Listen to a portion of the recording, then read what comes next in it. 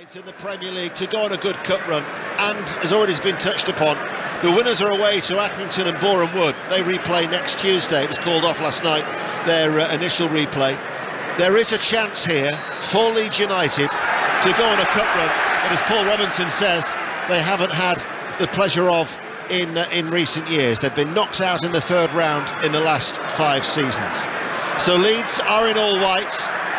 They are attacking the Old South Stand from left to right as Adam straight away picks up the ball towards Rodrigo, and therefore Cardiff in their all royal blue from right to left as the ball floated forward to Ronto. Oh, what a finish! What a finish! Inside 30 seconds, the ball lifted forward and Ronto with a scissor kick. That was exceptional, and Leeds are off to a flyer. You're not going to see me too many better goals. I'm not going to see tonight. I'm not going to see this week. I'm going to see this season, and not just in the FA Cup. That was astonishing technique. That is not hyperbole. That is an astonishing goal. The ball comes over. He expected to go and shoot with his left foot. It's come over from an acute angle, but he scissored it. I think possibly with the outside of his right foot there. You're technically not supposed to do that, but he did it, and he did it brilliantly. What a goal, what a start to this game. Rodrigo with the ball over the top. It's just been replayed on the giant screen. It definitely had the factor. Paul Robinson, that was an outrageous finish. What a brilliant finish by a brilliant player who's really made his mark in this Leeds team this year. To put it in context, for those who are old enough to remember, Paulo Di Canio for West Ham, similar to that volley but a little bit closer. This is a player that's really come to the fore in recent weeks under Jesse March. It took him slightly longer than Roberto Mancini to realise he was a top-class player, but what a finish. Do you know what? Goalkeeper's nightmare as well, because you're expecting the ball to come on his left foot and you're ready to prep for that, but he takes it early. Everything about that goal was brilliant. Superb, absolutely superb. The place was buzzing anyway, but now there is still that hum, that buzz around Ellen Road, because they have just witnessed a very, very special goal from an exciting young talent. And if there were any anxieties around the place because of Leeds United's recent run, they've quickly been dispelled. So the odd thing is they hadn't got many players up in the attack. They attacked down the right hand side, they played the ball back slightly, and I'm thinking to myself, you've not got anyone in the box, you've just got never got Gnonto out. He's one in the back of the net. What a goal. I want to go home and see this again tonight. Well, it'll be played over and over again. Wilfred Gnonto with a very, very special goal, and Leeds United already leading Cardiff City 1-0. Leeds have been awarded a free kick now midway through the Cardiff half. Harrison is going to take this. In fact, he's going to leave it, and it's going to be curled in instead by Greenwood, cleared away by the Cardiff defence, and now it's with Ojo on this near side, but he's quickly closed down by at least 3 white shirts. And that is the joy of Leeds, isn't it? That's when they're at their best. They're doing that closing down. You're talking about the high press, which they do as well, but don't forget what they do in the middle of the park. When Adams is on his game, and he's at his terrier-like best, he is among the best. By the way, just seen another angle of that goal, and it's even better now. It's from a low 6-yard line. What an angle that was. But you know, that midfielder, if they can keep that intensity up, is what March wants to see. They could have a really enjoyable night tonight. He was signed for £3.8 million from Zurich. He is a player whose fee is only going to increase, and for Cardiff City, any game plan tossed out of the window inside 30 seconds. We're talking about 3.9 million. You don't get a boot deal in the Premier League for that these days. It's incredible to get a striker like that. Bagan hits it forward for Cardiff. Ball then played out to Ojo, coming forward on this near left-hand side. They're attacking the Cop. Colwell now down by the corner flag. Mind you, many Leeds United observers will know that their defence is prone to conceding. They won't be sitting comfortably here with just a slender lead. It's 1 clean sheet in the last 13. That was actually obtained on New Year's Eve at Newcastle. It was a gritty display, a resilient display at St James's Park. But going forward, they certainly have the intensity, and that really was a high quality finish. Greenwood collects the ball now, infield to Harrison, to Rodrigo. He got the assist. Challenge comes in, loose ball picked up by Rocca. Forward to Nonto, this diminutive Italian international, squat-like figure on the left-hand side. Adams plays the ball back out towards the left, and Leeds United now with Firpo, and playing it neatly as well. Forward, slick, sharp passing from Leeds. Nonto inside to Adams, now playing the ball around the back. Firpo will try and send over the cross. He does deliver the ball into an area that they've appealed for handball there as the challenge came in, and then there's a player who goes down. That was Ruben Colwell in the midfield for Cardiff, and instead it will be a free kick to the Championship side, who've been rocked by that early Leeds United goal. Here on 5 Live. Well, it would rock them. What they don't want to do is, if you lose another goal now, it's going to be incredibly difficult for them. And you know, they calmed it down a little bit last minute or two. They got Colville up the park a couple of times. They do play it long up to the tall Tete now and again, but he needs to either hold it or win those little knock-ons to give his teammates a chance. He's won a knock-on, did I say it? There it was for Keon Tete. He's 6'6". He's only 21 years of age. He was signed from Tottenham Hotspur for £500,000. Originally began at Notts County, but after a trial he went down to North London. No appearances down there, but he's a youngster who's now trying to find his way back in the game. This is only his 15th appearance for Cardiff City, but here is Nonto, and you can feel the excitement as well around Ellen Road when the Italian international picks up the ball, and he's hungry for it as well as he goes back out towards that far side. Cross delivered from the left by Rodrigo, cleared away by the Cardiff defence, a long way away towards our right-hand side, but it's been a very good start from the Premier League team. It has been, and you know, I feel sorry for whoever's playing the right wing generally for Leeds United at the moment. As soon as you get the ball, all you want to do is get it to Nonto, and not only do these players want to get it out there, but the fans want it out there every opportunity. Leeds are coming forward again. Rodrigo with his back to goal. Bagan was just tucked in there, the left back, comes out to Rocco, carves a short ball towards Nonto. Straight away he's on the attack, back towards Rocco once again. Firpo joins the attack. Nonto looking lively, left hand side of the penalty area, and it's brought out of defence by Cardiff City, and they look for that ball, trying to get it away towards Ruben Colwell, but unable to get hold of it, and Leeds United have it once more. Yeah, Colwell, a player I've watched before, and to be honest, he's got a lot of quality. I rate him incredibly highly, but he has to make sure that when the ball comes up, he will have probably more limited amounts of chances on the ball in the final third in this game away from home, but he needs to make good use of it. So Leeds United with Llorente.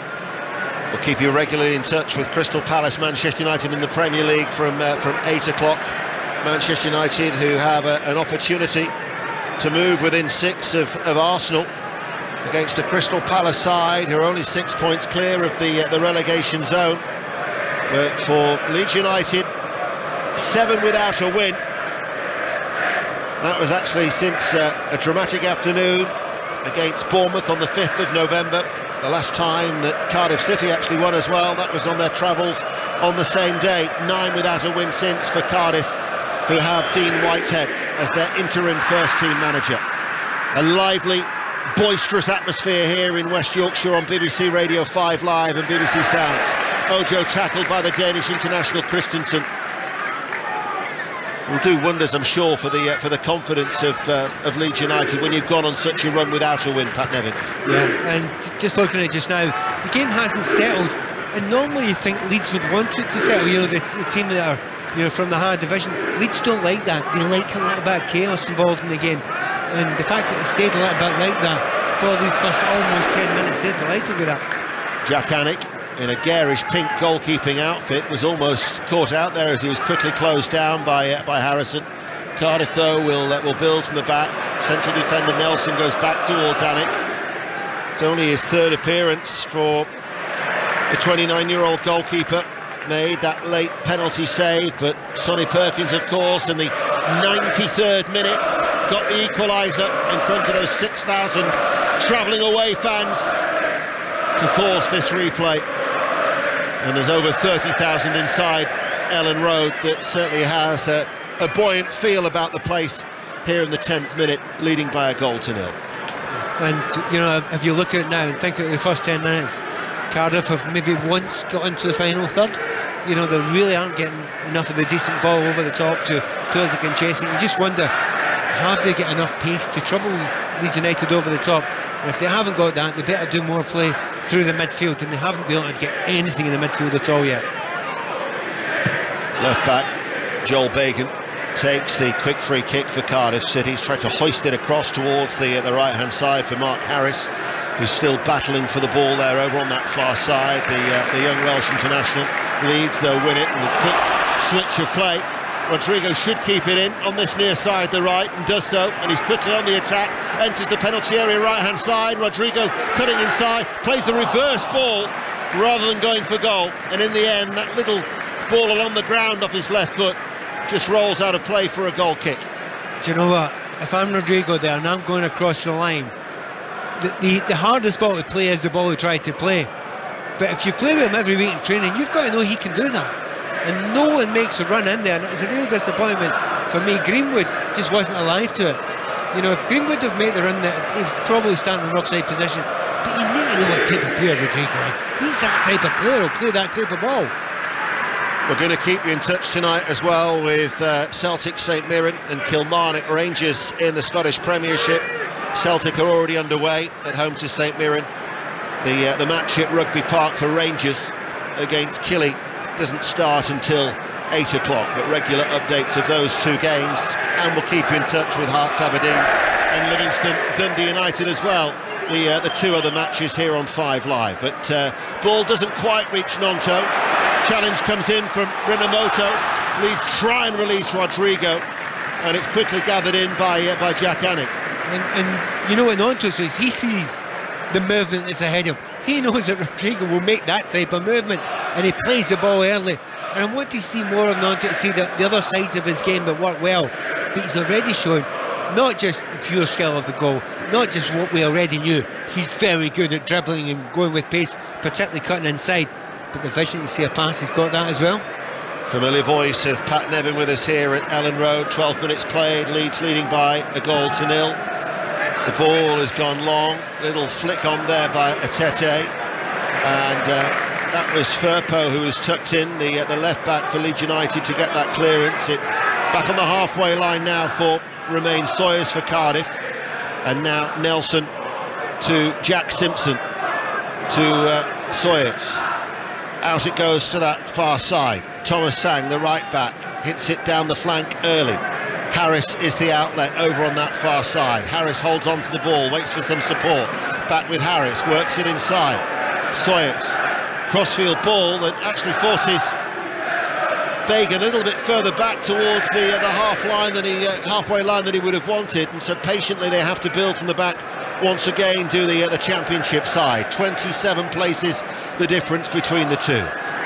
On that far side, it's Sang, the right back. Nelson now bypasses Simpson. I'm quite intrigued just now, Ian, because Atete has won a couple of those headers, hasn't he?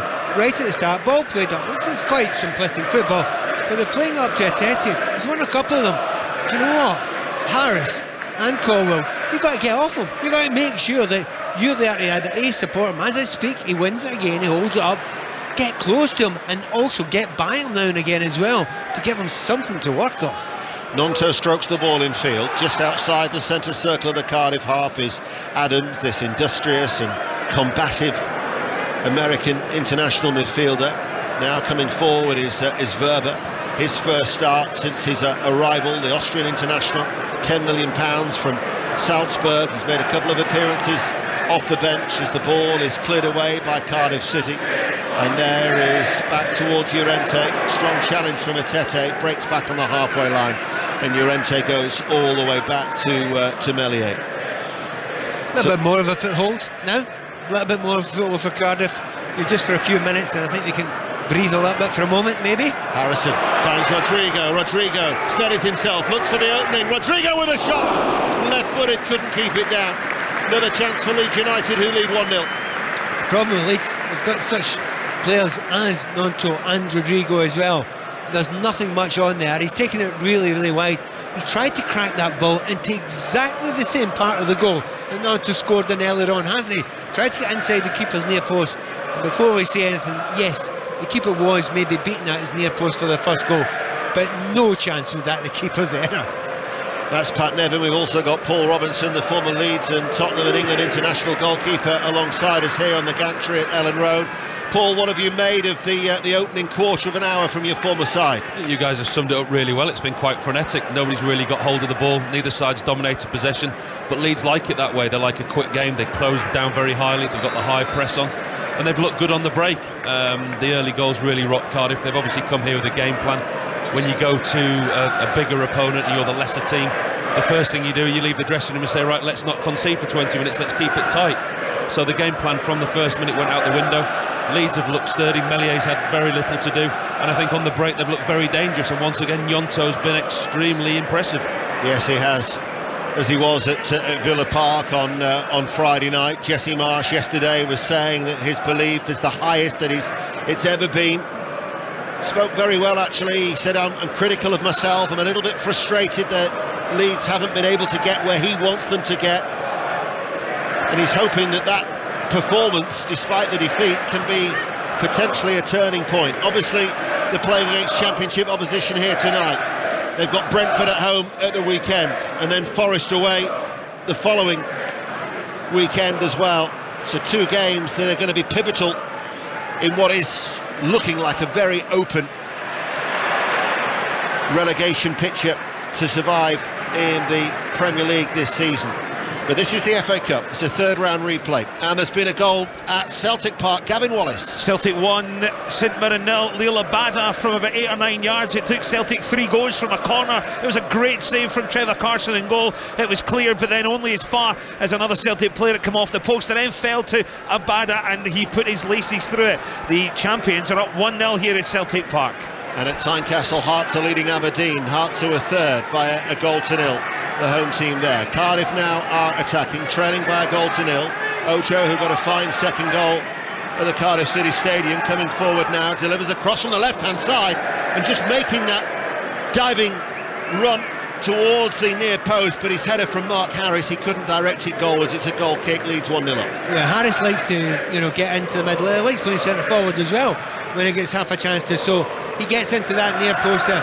There wasn't enough power on the pass. That was the problem, nothing more than that. Too far ahead, it couldn't redirect it behind himself. But that's probably the best attack that Cardiff have had so far in the game, and it was okay, not much more than that. I said that the goal was inside 30 seconds for Leeds United, as Christensen makes a strong run forward on the right, plays the ball in field. Greenwood on the edge of the box goes to a central area, lifted forward by Rocker. Gnonto almost latched onto the end of it inside the 6-yard box. That's when, what is he, 5'5", 5'6", he wanted to be a foot taller. Goal kick. Yeah, it's a shame that, because the run was perfect. It's just the ball wasn't perfect. I mean, it's a real tough one for Sang, though, because Sang, it's one of those classic ones. He knows he's not got the pace against Gnonto, right? So you can't go close. But if you give him loads and loads of space, he'll just run at you. So he's being caught betwixt and between at the moment, and then that's twice in a row the ball's been played over the top of his head, and he's been caught completely out of position to score again there. His goal officially timed at 26 seconds to give Leeds United the lead. And I think certainly tonight and definitely tomorrow, it'll be on the BBC Sport website for you to look and replay and watch over and over again, unless of course you happen to be a Cardiff supporter. 19 minutes played. Leeds United with Rocker on the halfway line, left of the centre circle, comes away from Atete to Firpo to Gnonto once again, plays it back now. Here is Verba, left of the 2 central defenders. Llorente now on the halfway line to Christensen. Christensen, the fair-haired Dane with his cropped hair. Leeds go back once more. Verba once more will look for that ball forward, but Fagan is tucked in the left back, heads it forward, nodded on by Sawyers, given away. Adams to Christensen, who's stayed quite high up the pitch, back towards Adams with his back to goal, just outside the penalty area. Christensen joins the attack, tries to play it forward. Simpson stayed tight. They've lost it though, Cardiff. Greenwood thinks over the cross. Gnonto arriving, and somehow he's put it wide.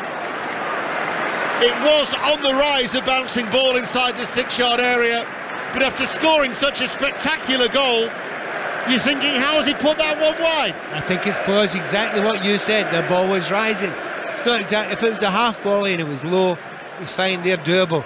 But yeah, he should score. Keeper's made himself big, so he's made him think about it as well. But not until so far. He could have had a hat-trick. He absolutely could have had a hat-trick. He should have had two. Paul, as a former goalkeeper, I bet you're thinking this one's going in when you see a player running in like that. Once the ball's past you in the 6-yard box like that and you catch the white shirt out the corner of your eye and you see him inside the 6-yard box, it's one that he should have scored. It was far more difficult than the one he had before, but like Pat says, the ball was just rising on him, and I don't think he caught it actually on his foot. It's probably on his shin and it went over the bar. Well, it's certainly a let-off for Cardiff City. I think they'd have found it really, really difficult to come back from 2-0 down. Of course, there's a vital game in the Premier League tonight. It's at Selhurst Park. Crystal Palace against Manchester United, as Rinamoto for Cardiff. All of a sudden the Championship side are threatening. Leeds have just dropped off a fraction there and allowed Cardiff a side of the ball. Bacon plays it out towards Ojo with a cross, and Firpo tucks in central area, the left back, to head the ball away. But we're going to keep you in touch with Palace Manchester United. How's it started, John Southall? Well, it's 0-0 here in Manchester United, controlling possession, but just a half chance for Palace. Hudson-Edouard just fell from on the edge of the penalty area, should have hit it first time, dwelt too long, and the chance was gone. Palace 0, Man United 0. Palace have lost 4 of their last 5 in the Premier League. Manchester United going extremely well. They've won 9, their last 9 in all competitions. And certainly, if we're talking very much in the title race, indeed they could go above both Newcastle and Manchester City with a win tonight. That's an 8 o'clock kick-off, as it is at Rugby Park, where there's been a goal. Kenny Crawford. 6 minutes gone in, and it's Kilmarnock 1, Rangers 0. The hosts have taken the lead, and it's Chris Stokes, the defender, heading home a Danny Armstrong corner into the back of the net. His second goal of the season, and Kilmarnock have been on top and got a deserved lead to shock Rangers so far. Kilmarnock 1, Rangers 0. So that would potentially take them 12 points clear. I mean, Kilmarnock's never going to be an easy one. I mean, they've got a good home record at Rugby Park this season, even though they're so low down in the league. They gave Celtic a real fight at the weekend. Next to bottom, aren't they, Killy, but leading there by a goal to 0. So Livingston Dundee United is 0-0, Celtic 1, St Mirren 0. As we'll keep you in touch with those games in Scotland. This is the FA Cup third round replay. Leeds United are leading Cardiff by a goal to 0. Harrison running forward now away for Leeds on that far side. Inside to Nonto. Nonto spins, finds Greenwood with an accurate pass to feet. Greenwood chips the ball forward. Harrison trying to get on the end of it, running in the inside left channel of the penalty area. He had an outstretched left foot, but it bounced away off his laces and out for a goal kick. Is that the 4th time they've played precisely the same ball? I mean, it was offside. The assistant actually had pulled his flag up, but you can see that it's something that Leeds United either A, work on, or B, feel that there's a slight weakness in that Cardiff defence, because they're flicking it over the top of the right centre back and between him and the right full back, and that's like 4 times. They've almost, twice have been in, and twice they're very, very close to getting in there. Here is a Tete for Cardiff. Lays it out to Harris. Has support from Sang. Back towards Harris. And then Verber's just gone and caught the Cardiff City forward, and he'll give away a free kick, which is level with the penalty area on the Cardiff right, as they play from right to left, attacking the Kop end. This will be among the best chances, won't it, if they can get some free kicks, and they can get themselves some corners or free kicks in those sort of areas. We've got a few big lads in their team. We know Tete's a tall lad as well. He's looked not bad in there so far in this game, won quite a few. In fact, so much so, he's getting a bit of rough treatment from Leeds centre-backs at the moment. Livy Dundee United was actually postponed. That one slipped under the radar. So we've got the 3 games covered for you in Scotland. Free kick then to Cardiff City. Right hand side, pulled out to Harris. First time shot, took a deflection, and Meslier made the save low down. Really good. Well, we've seen that move before for a number of teams, but it was an unusual angle to do it. Everyone pushed in towards the goalkeeper. Leeds United fell for it, but one player came out. He was running over on the box, but he didn't get anywhere near enough power. In fact, I don't think there was enough power in the pass in the first place. But good thinking from Cardiff, and consider we've got an interim manager in there. That's quite good. Yeah, Dean, with that already. Dean Whitehead, the ex-Sunderland, Stoke, Middlesbrough and Huddersfield midfielder. Loose ball seized upon by Harrison. Feeds it forward. Gnonto away. Gnonto with a shot. Alec with a save. And then the loose ball headed behind for a corner kick. All Gnonto. Yeah, keeper's done well. Gnonto's looking like unstoppable. But as soon as he gets the ball, he's about 40 yards out. I'm saying chip the keeper. Go on, chip him. He's too far out. The chip was on all day long there, but he didn't see it there, kept it low, and the keeper saves it well down to his right. We'll get Paul's thoughts on Jock Anik's save after the corner kick. In fact, it was a late postponement that at Livy. I think it was mentioned earlier on. Only when the officials turned up with about and realised it was a frozen pitch. Corner kick then to Leeds United, far side. It's an in-swinger. It's headed out by Sang. Leeds though still attacking. Christensen, the right back, wins another corner. It was a strong arm, wasn't it, Paul, from the keeper to keep out Gnonto? Yeah, it was a good save from the goalkeeper, but Pat's absolutely right. As Gnonto picks the ball up about 35 yards from goal, he's completely out of position, is Anik in goal. And he backpedals a little bit, but you give him a lot of credit because he held his ground. He didn't try and get too far back. He held his ground and said, go on then, beat me from here. I'm in the wrong position, but I'm going to stand still. And from a goalkeeper's point of view, when you get caught out of position, you have to be set when the shot comes in. And to his credit, that's what he was.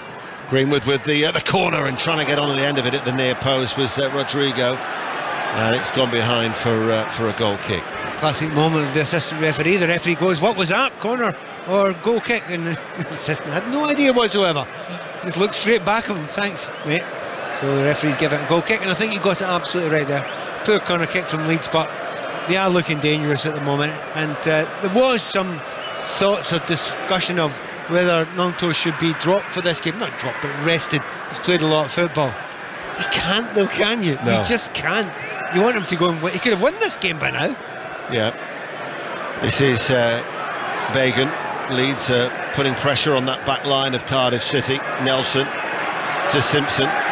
Simpson with a little bit more time to hit a long ball to Colville over his head. I mean, the thing is, he's 19 years of age. He doesn't want resting at that age. No, you're absolutely. They don't. And no player at that age really wants resting. But sometimes they don't know best.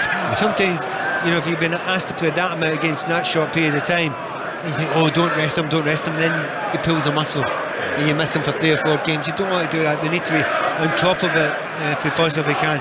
I suspect if he gets another goal, particularly before half-time, they will try and rest him at some point in this game.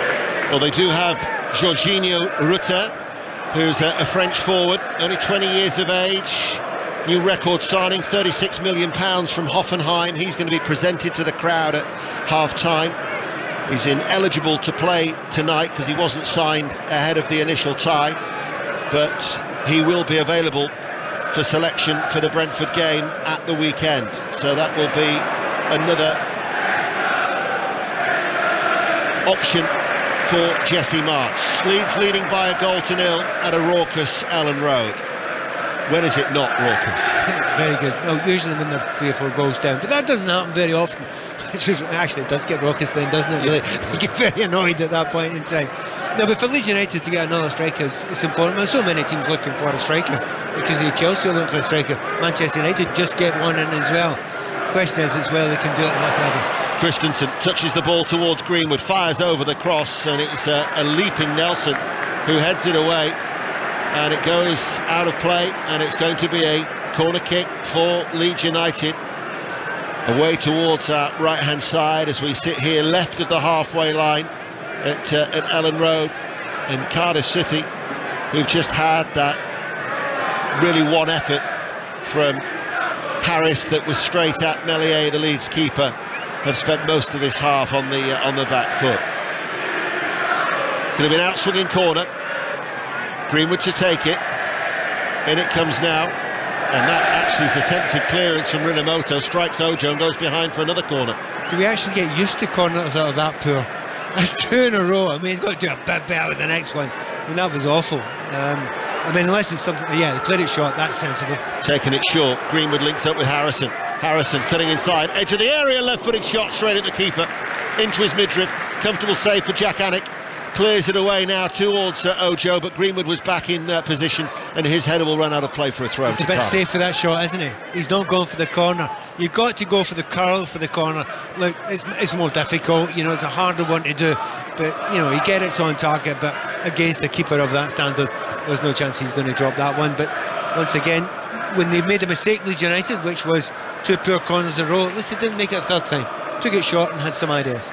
Celtic 1, St Mirren 0. Kilmarnock lead Rangers by a goal to 0, and at Tynecastle, Hearts have got a second goal. Hearts 2, Aberdeen 0. What's happening at Selhurst Park? John Southall. Crystal Palace 0, Manchester United 0. Palace just working their way into the game, but for United, Fernandes down the left-hand side, great ball across the 6-yard box. Anthony couldn't quite get there. Guaita in the Palace goal made a right mess of it, but hacked away. Palace 0, Man United 0.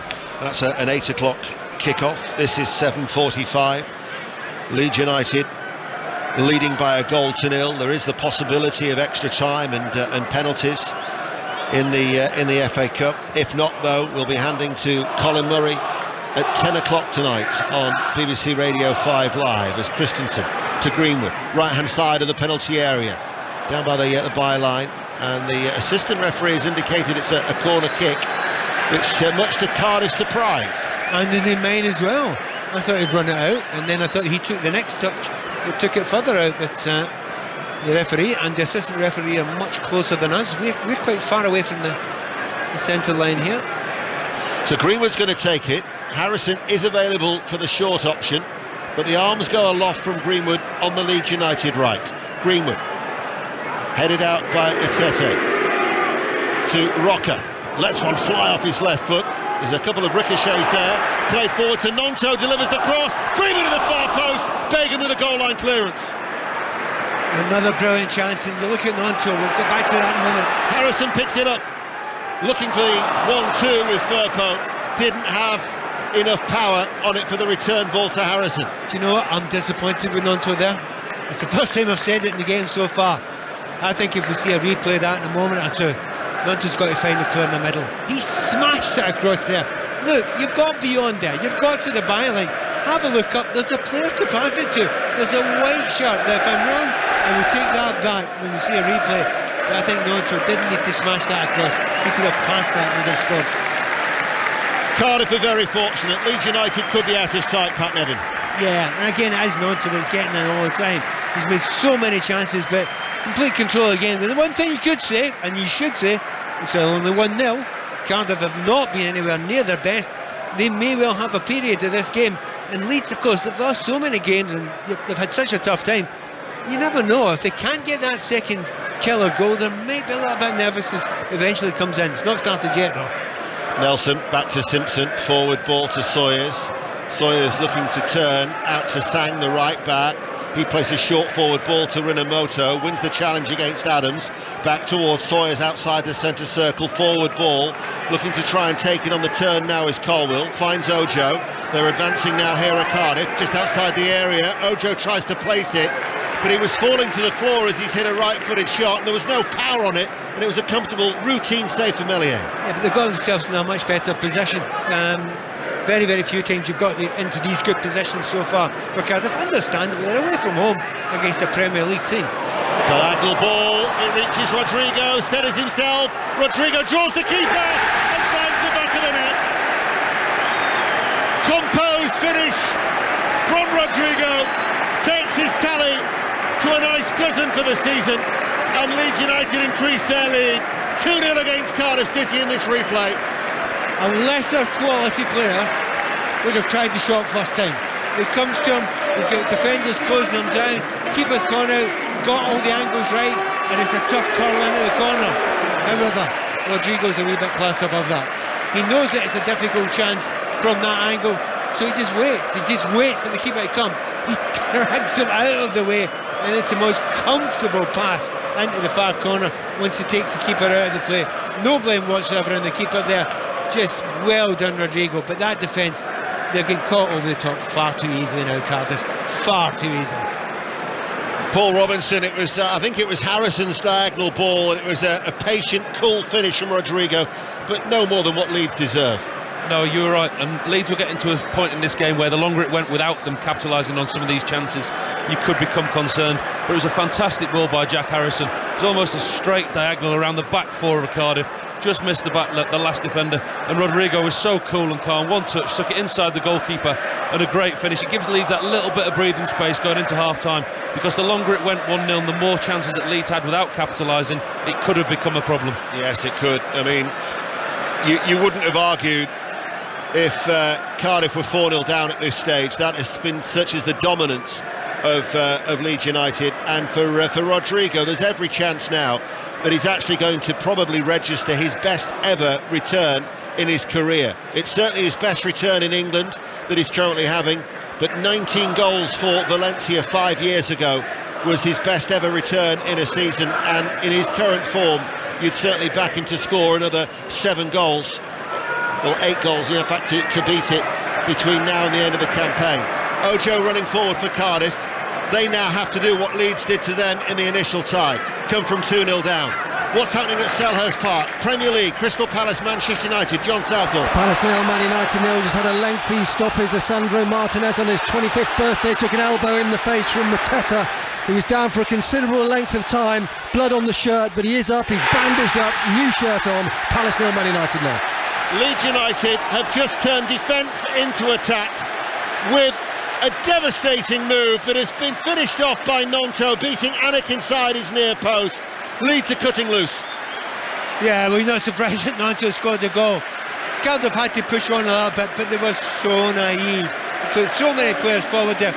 When Leeds do make the tackle in midfield, they have got acres to run into, and they had extra players all over the place. They don't generally need those extra players, but it was played out to Nonto there. You thought he's definitely going to get a shot on target.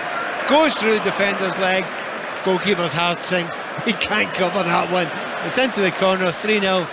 This tie's over, and Nonto might not even turn out for the second half. I was going to say, Paul, it's hard to see a way back for Cardiff City now. No, it's excellent by Leeds. They played right into Leeds' hands. Leeds are a fantastic counter-attacking team, and they have the pace to do that. We saw that with the second goal with Jack Harrison. Jack Harrison was at the centre of that move as well. Played the ball through to Nonto. Checks inside, and the easiest of finishes into the goalkeeper's near post.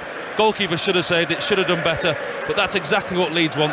Invited Cardiff onto them. They've got the pace, they've got the power to go forward on the counter-attack. Got in behind this Cardiff defence, and they look now to be able to score at will. I always thought the keepers didn't take blame when it went through the defender's legs, because it did go through the legs, didn't it? And I always think you cover that.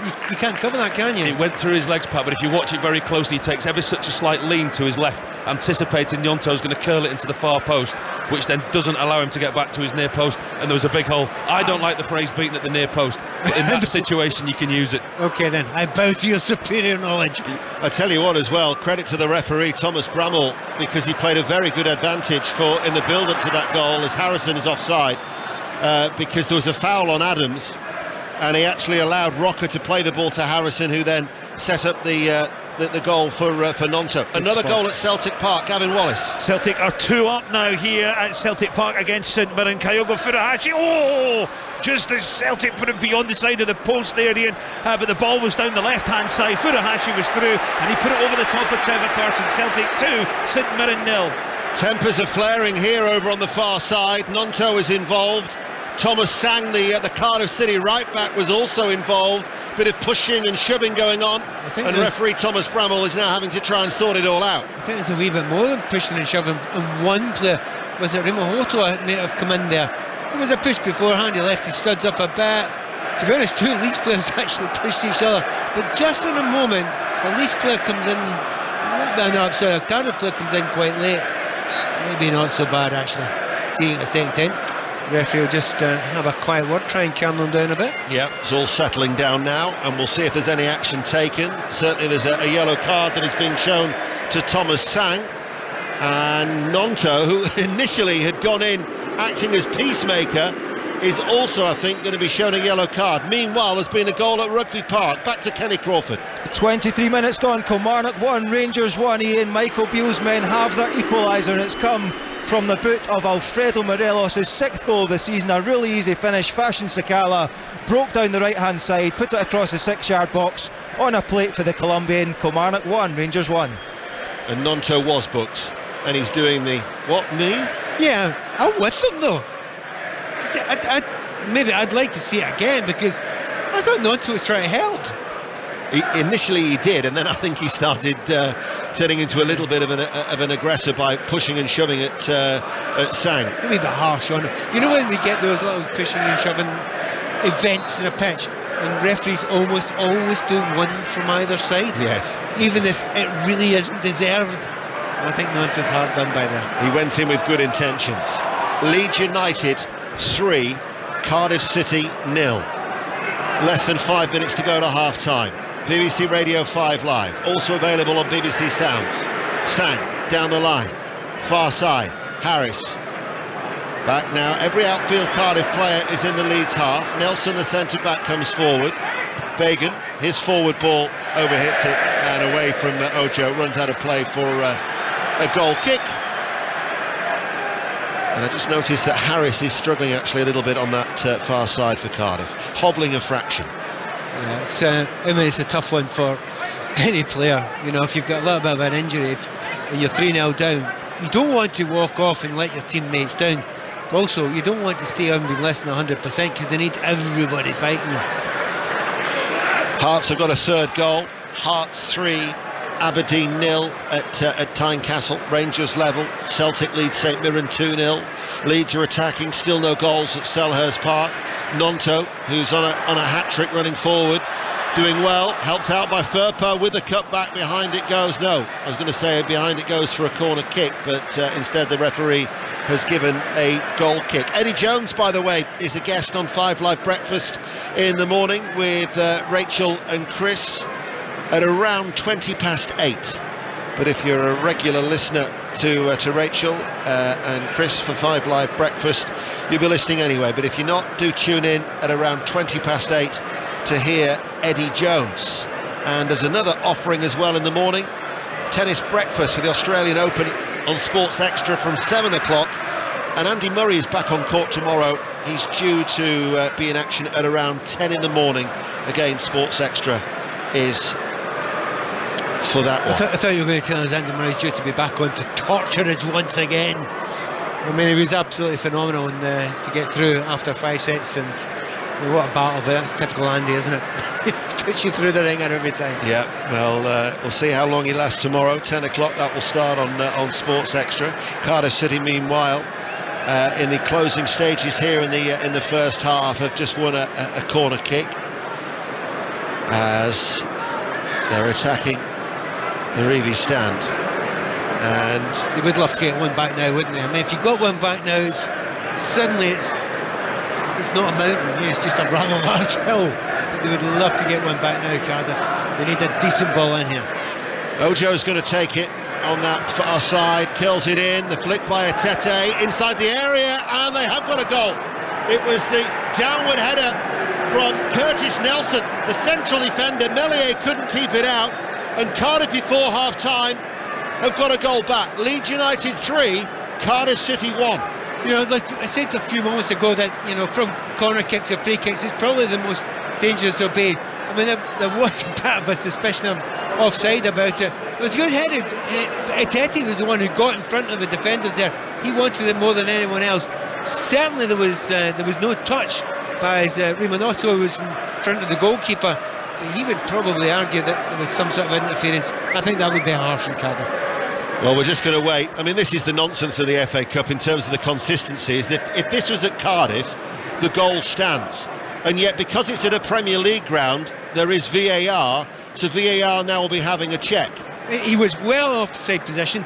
He was not directly in front of the goalkeeper, but he's in the area, in the vicinity of the goalkeeper, and every goalkeeper will say, yeah, but, you know, I would have changed my action, my position, or he's going to have a look through it. It's going to get overruled.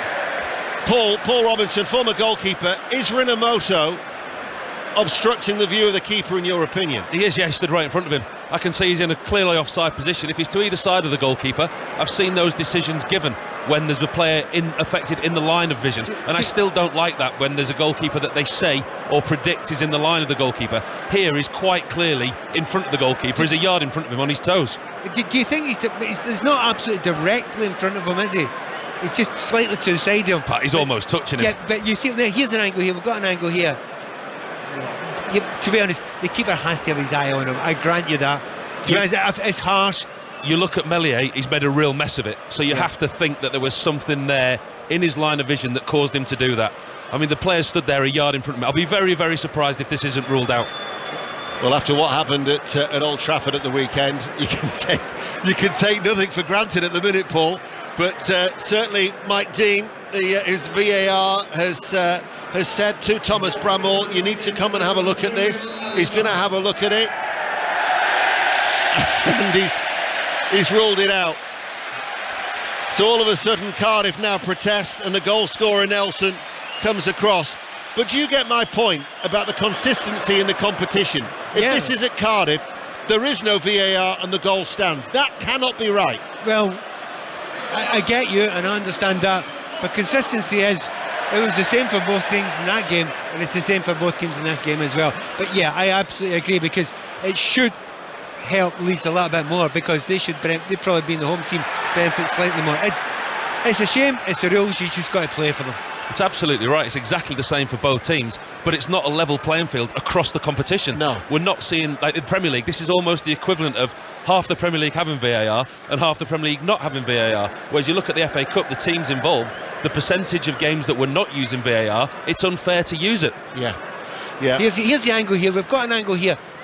And again, you almost need an angle that's directly behind the player's head and the ball. But to be honest, he's not right in front of the keeper blocking him 100%, but he's in his eye line. He can see him right in his eye line. He's in his eye line, but it's one of those again where VAR doesn't clear it up. It's not the clear and obvious. The referee's opinion, who's watching the VAR, has put his opinion onto the referee on the pitch, who then goes to have another look and have another opinion. So it's not clear and obvious. It's two people's opinion coming to an agreement. Yeah.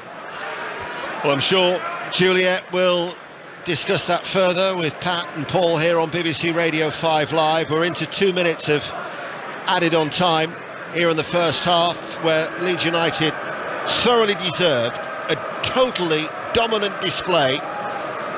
Could actually been leading by a greater margin, if the truth be told, but they're leading by 3-0 and are certainly going through to round 4 against this championship side for Dean Whitehead as interim manager. It has certainly been a tough introduction to the managerial world after the removal of Mark Hudson at the weekend, who only won 4 of his 18 matches since he'd only been appointed in September. So they're on to their third manager already at Cardiff City. Celtic are 2-0 up against St Mirren. Hearts lead Aberdeen by 3-0. Kilmarnock 1, Rangers 1, and still no goals in the Premier League in that 8 o'clock kickoff. Crystal Palace against Manchester United. So in stoppage time, Firpo enters his own penalty area, back to Meslier, puts his left foot through that. Nelson then meets it, but the referee will blow his half-time whistle, and then Nelson just runs into Rocker, and Adams will make sure that there's nothing going on, and in fact there's a consoling pat on the back there from Nelson and Rocker as they end friends for what was a very dominant display. Pat Nevin, half-time 3-0 Leeds. Yeah, I mentioned before the show when we were talking to Juliet, I said Leeds fans want me to get a season ticket for this place here. I can see why. Every time I come here, we see me play brilliantly, and once again I think there were last periods of that first half, they were very exciting. They were helped with the fact that the back line of Cardiff doesn't look great. You know, they're far too high for a team that hasn't got that sort of pace, and the quality when Leeds United have actually got time in midfield to pick out a pass gets beyond them far too easily. We've seen it after 26 seconds, yes, and we've seen it consistently all the way through the first half after that. Leeds have played well. Leeds look as if they could cruise it to the end of the game. Cardiff, and just about every part of the game, look at least a league below. Yeah, could easily have been 6. Leeds have been that good. But as it is, it's Leeds United 3, Cardiff 0. Jules. Thank you, Ian. Pat, I know it is Cardiff City, and I know they are struggling in the Championship, and I know that Leeds are having a bit of a tough time in the Premier League, but maybe this is what Leeds United need. Jesse Marsh was saying that a win tonight could kickstart their season.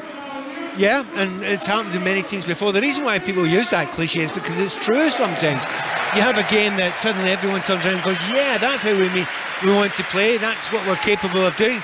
Now, whether you're playing against a very, very top team or an average team or a team that's poor in the night, you walk off that field having created chances, having created goals, feeling really good about yourself.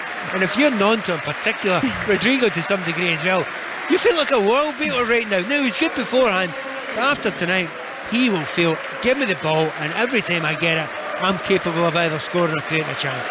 Paul, how will Nonto be feeling then? I mean, the Leeds fans who made that 4.5-hour drive from Cardiff back after the first game, it would be worth it just for that goal alone on 26 seconds. Yeah, and Nonto, once again, he's been absolutely fantastic. The Leeds fans are falling in love with him very quickly, and you can see why.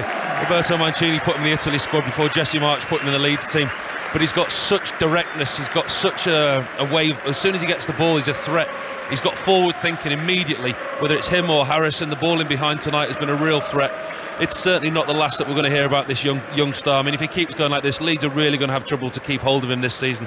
If Jesse March comes out after this game and says it's the best performance and he wants to see more of this from his Leeds side, I'll believe him tonight. Thank you, Paul. If you want to chip in the conversation, 85058. Baz has done that, talking about what Paul was just saying about Nonto. He was superb against Villa. Baz says he's not going to be at Leeds very long. Dean said, I said over the weekend that Nonto is the bargain of the season. That goal in the 26th second of this match is why he's going to be some player. There's no name on this one, but the text says shades of Di Canio's goal there against Wimbledon. So Leeds United beating Cardiff City in their third round replay by 3-0 at half-time. We'll be back there for second half commentary shortly. But we're going to check in at Selhurst Park for Weghorst making his Manchester United debut tonight in the Premier League against Crystal Palace. John Southall is there. And he's probably had the best chance of the half. It's Palace 0, Manchester United 0 as Palace come down the right-hand side, cleared away by United. It was a Luke Shaw cross from the left-hand side.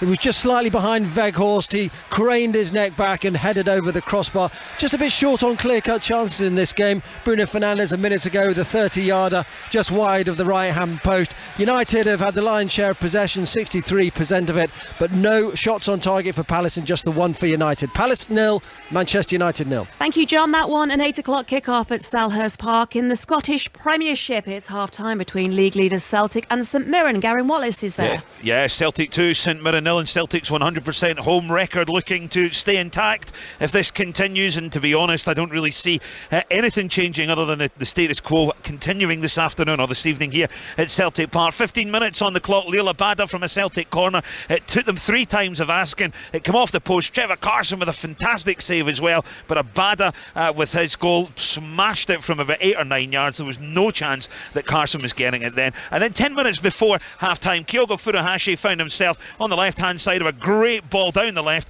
St Mirren all at sea at the back, and all he had to do was lob it over the top of Carson. They did check for VAR for offside, but the goal stood, and that is the story of the half. Celtic 2, St Mirren 0. Thanks, Gavin. It was 1-1 the last we heard at Rugby Park in the 8 o'clock kick-off. Kilmarnock against Rangers. Kenny Crawford. 37 minutes gone, Juliet, and it is still 1-1 between Kelly and Rangers. A 6th-minute lead for the hosts through Chris Stokes, the former Forest Green defender, who powered in a header from Danny Armstrong's corner, but then Rangers equalised in the 23rd minute. Alfredo Morelos' 6th goal of the season, set up by Rangers live wire Fashion Sakala. He's been really good since Michael Beale took over.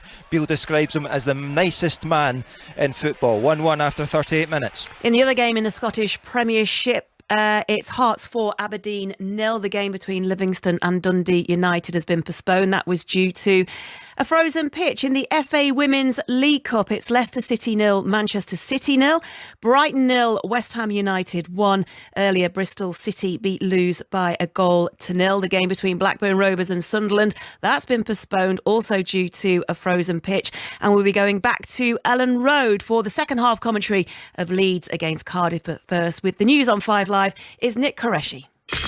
Listen on BBC Sounds. This is BBC Radio 5 Live. Thousands of ambulance workers in England and Wales are to strike 4 more times in the coming weeks. One walkout is on the 6th of February when nurses will also take action. Andy Prendergast is from the GMB union. Unfortunately for us, these aren't strikes we wanted to call, but we've had a government who've completely refused to negotiate, who have completely refused to engage with unions until the 11th hour.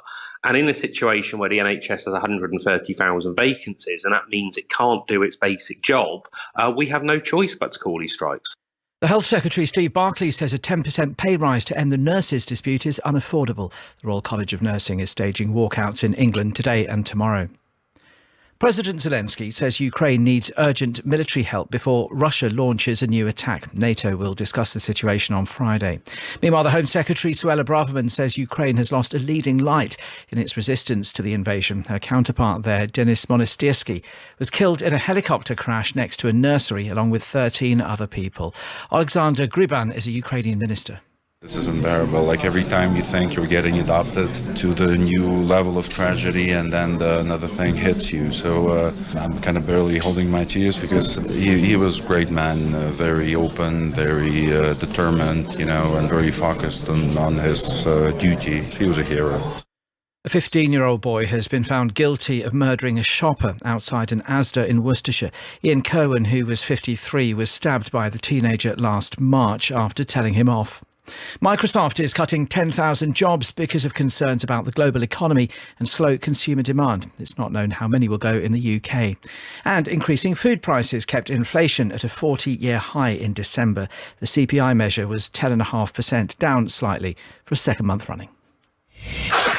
On BBC iPlayer, we got to fight the powers that be. The story of a movement that changed the world. Hip-hop was created by the oppression because it was our arts that defended us against the oppression. Told by the artists who lived it. When hip-hop started, it started from the rubble. My art mimics me. So when you listen to my music, you're getting all the facets of Ice-T. And me, Chuck D. Hip-hop has saved lives. Fight the Power. How hip-hop changed the world. Starts Saturday night on BBC iPlayer. This is 5 Live Sport. I'm Juliette Farrington with you for Wednesday night 5 Live Sport. Coming up, second half commentary of Leeds against Cardiff in the FA Cup third round replay, where it's 3-0 to Jesse Marsh's side. But there's been a chance in the Premier League at Selhurst Park. Which way? Crystal Palace against Manchester United. John Southall. It's gone to Palace. It's Palace 0, Man United 0, with a chance. Odsonne Edouard on the right of the penalty area, just held off Varane. Really good strike as well, but there was a flying David De Gea to tip it over the crossbar. Great save. Palace 0, Manchester United 0. Thank you, John. A huge story in snooker today, and we're going to talk about that for the next few minutes or so. 10 Chinese snooker players have been charged as part of a match-fixing investigation by the sport's world governing body. Now, that's the WPBSA. The allegations range from fixing matches, approaching players to cheat, and betting on snooker. We can speak to Jamie Broughton now, our snooker reporter. He's at the World Grand Prix in Cheltenham. So, Jamie, can you just give us a little bit of background into this investigation, because it's been pretty long, hasn't it? It certainly has. Evening, Jules. The investigation started last October when Liang Wenbo was suspended by the WPBSA. A further 9 players were then suspended, including the former Masters champion Yang Bingtao and the 2021 UK Championship winner Zhao Jingtong. They're both top 16 players and 2 of the most talented stars in the game.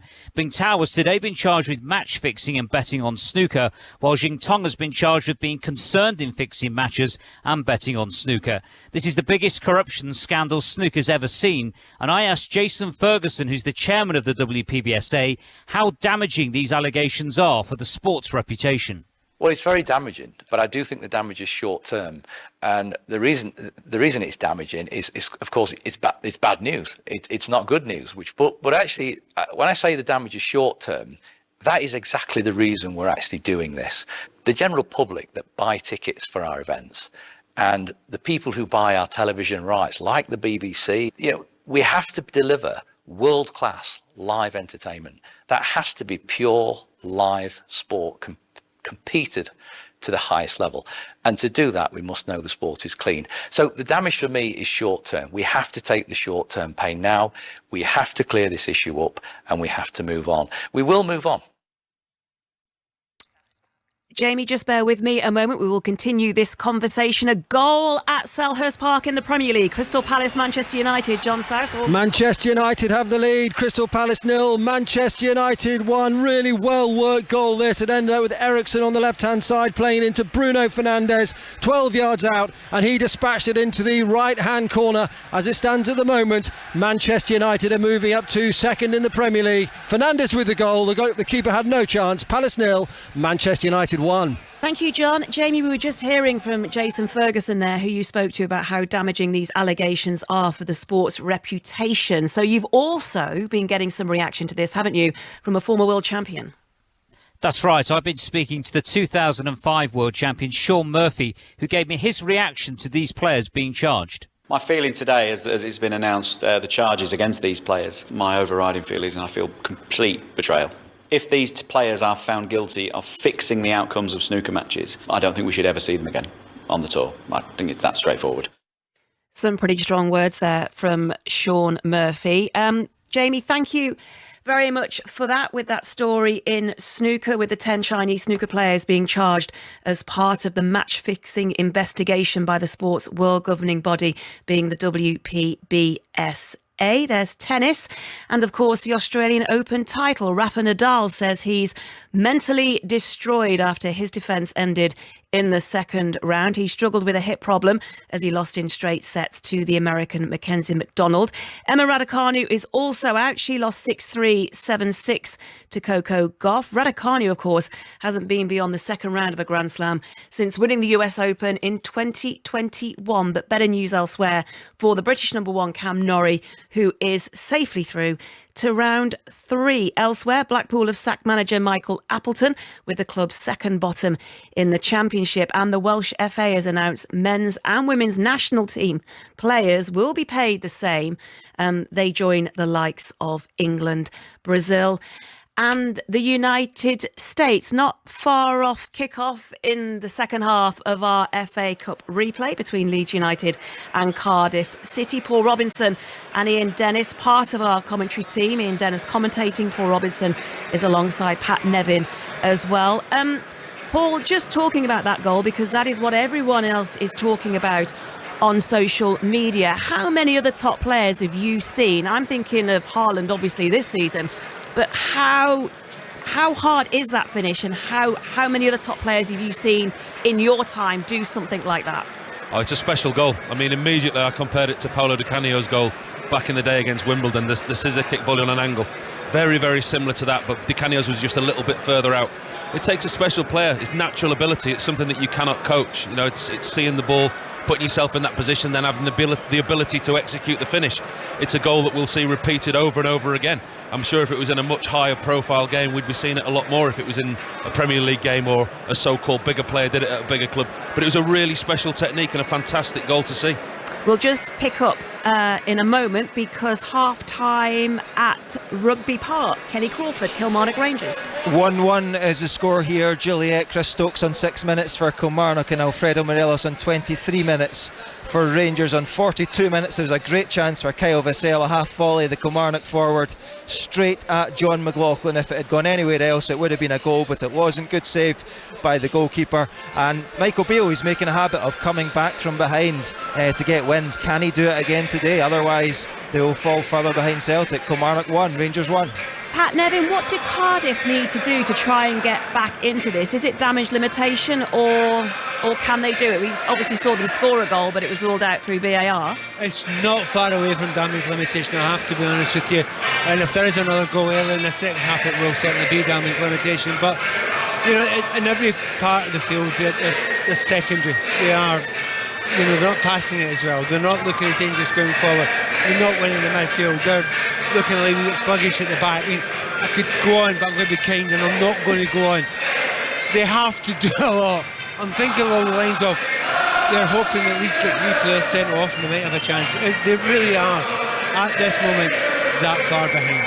Pat, are you expecting more goals then from a Leeds United point of view? Well, see, I'm trying to see if I thought they would leave Nonto in the dressing room because it's under a little bit of pressure to play games every week, and why take any chances with him? But I'm trying to see if he's come out yet.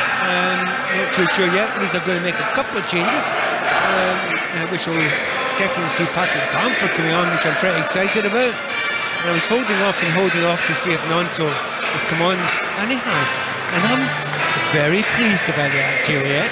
I saw Patrick Bamford doing some stretches in the tunnel. I can just see some Cardiff substitutions. We'll just break off there because it's half-time in the Premier League at Selhurst Park. Palace against Manchester United. John Southall. It is, and Manchester United lead by 1-0. The goal 2 minutes before half-time. A wonderful move it was as well. Ericsson played a 1-2 with Marcus Rashford on the left-hand side, then laid it into Bruno Fernandes, 14 yards out, unmarked, and he planted it into the right-hand corner. Just before that, Odsonne Edouard on the edge of the penalty area for Crystal Palace, curling shot, he held off Varane, and there was a flying De Gea to tip it onto the crossbar. How important was that save? So Manchester United on the verge of that 10th successive win at half-time. They lead Crystal Palace by 1-0. Over to you, Ian Dennis. Thank you, Juliet. I can tell you of a couple of changes as well that both sides have made at half-time. Leeds United leading this FA Cup third round replay by 3-0. Patrick Bamford, who scored his 100th English League goal of his career against Aston Villa on Friday night, has replaced Rodrigo in attack. And then the other change is Tyler Adams has made way for Brendan Aronson, one American for another. And a couple of changes for Cardiff City. Cedric Kipre, a Ivorian defender, has come on for Mark Harris. We said that Mark Harris maybe had picked up a little bit of a knock, and Ryan Wintle has come on to replace Colwill. So here is Bamford straight away in the attack. This is Nonto, who's on a hat-trick. So one would imagine if Kipre's come on as a central defender, they'll probably go with three at the back, with Nelson and Simpson, Sang and Bagan as the wing-backs, with now Wintle, Sawyers, Rinamoto in the midfield, Ojo and Atete up front for Cardiff, all in royal blue, and attacking the Old South Stand as they play from left to right here at Ellen Road. But Leeds United, all in white, are back on the front foot once again, and it's Greenwood to take it. It's an in-swinger. A couple of Cardiff City players have gone down. There might be a clash of heads there, which is why the referee has stopped play. And then you've got for Leeds, Meslier in goal, Christensen, Llorente, Verba and Firpo, a midfield of Harrison, Rocker, Aronson, Greenwood, Nonto and now Bamford. Pat Nevin. Yeah, and Julia was asking at half-time what they need to do, and the answer is an awful lot. And you want Leeds, if you're a Leeds fan, you're thinking they'll get any chance whatsoever to, put another couple of goals in and have a really enjoyable evening. There's not that many times, you think about it in football, how many times you actually can sit back and enjoy the second half of a game if you're a player and just cruise on in. It happens less frequently, you think, particularly in the Premier League, and particularly if your Leeds are a team down near the bottom, so they would love to get that next goal, which would really underline it for them. 2.5 minutes into the second half. Manchester United then at half-time are ahead at Selhurst Park. Rangers level with Kilmarnock in a game they really have to win, with Celtic leading 2-0. They're back underway at home to St Mirren. Hearts 4, Aberdeen 0. This is BBC Radio 5 Live, and we're also available, of course, through the BBC Sounds app.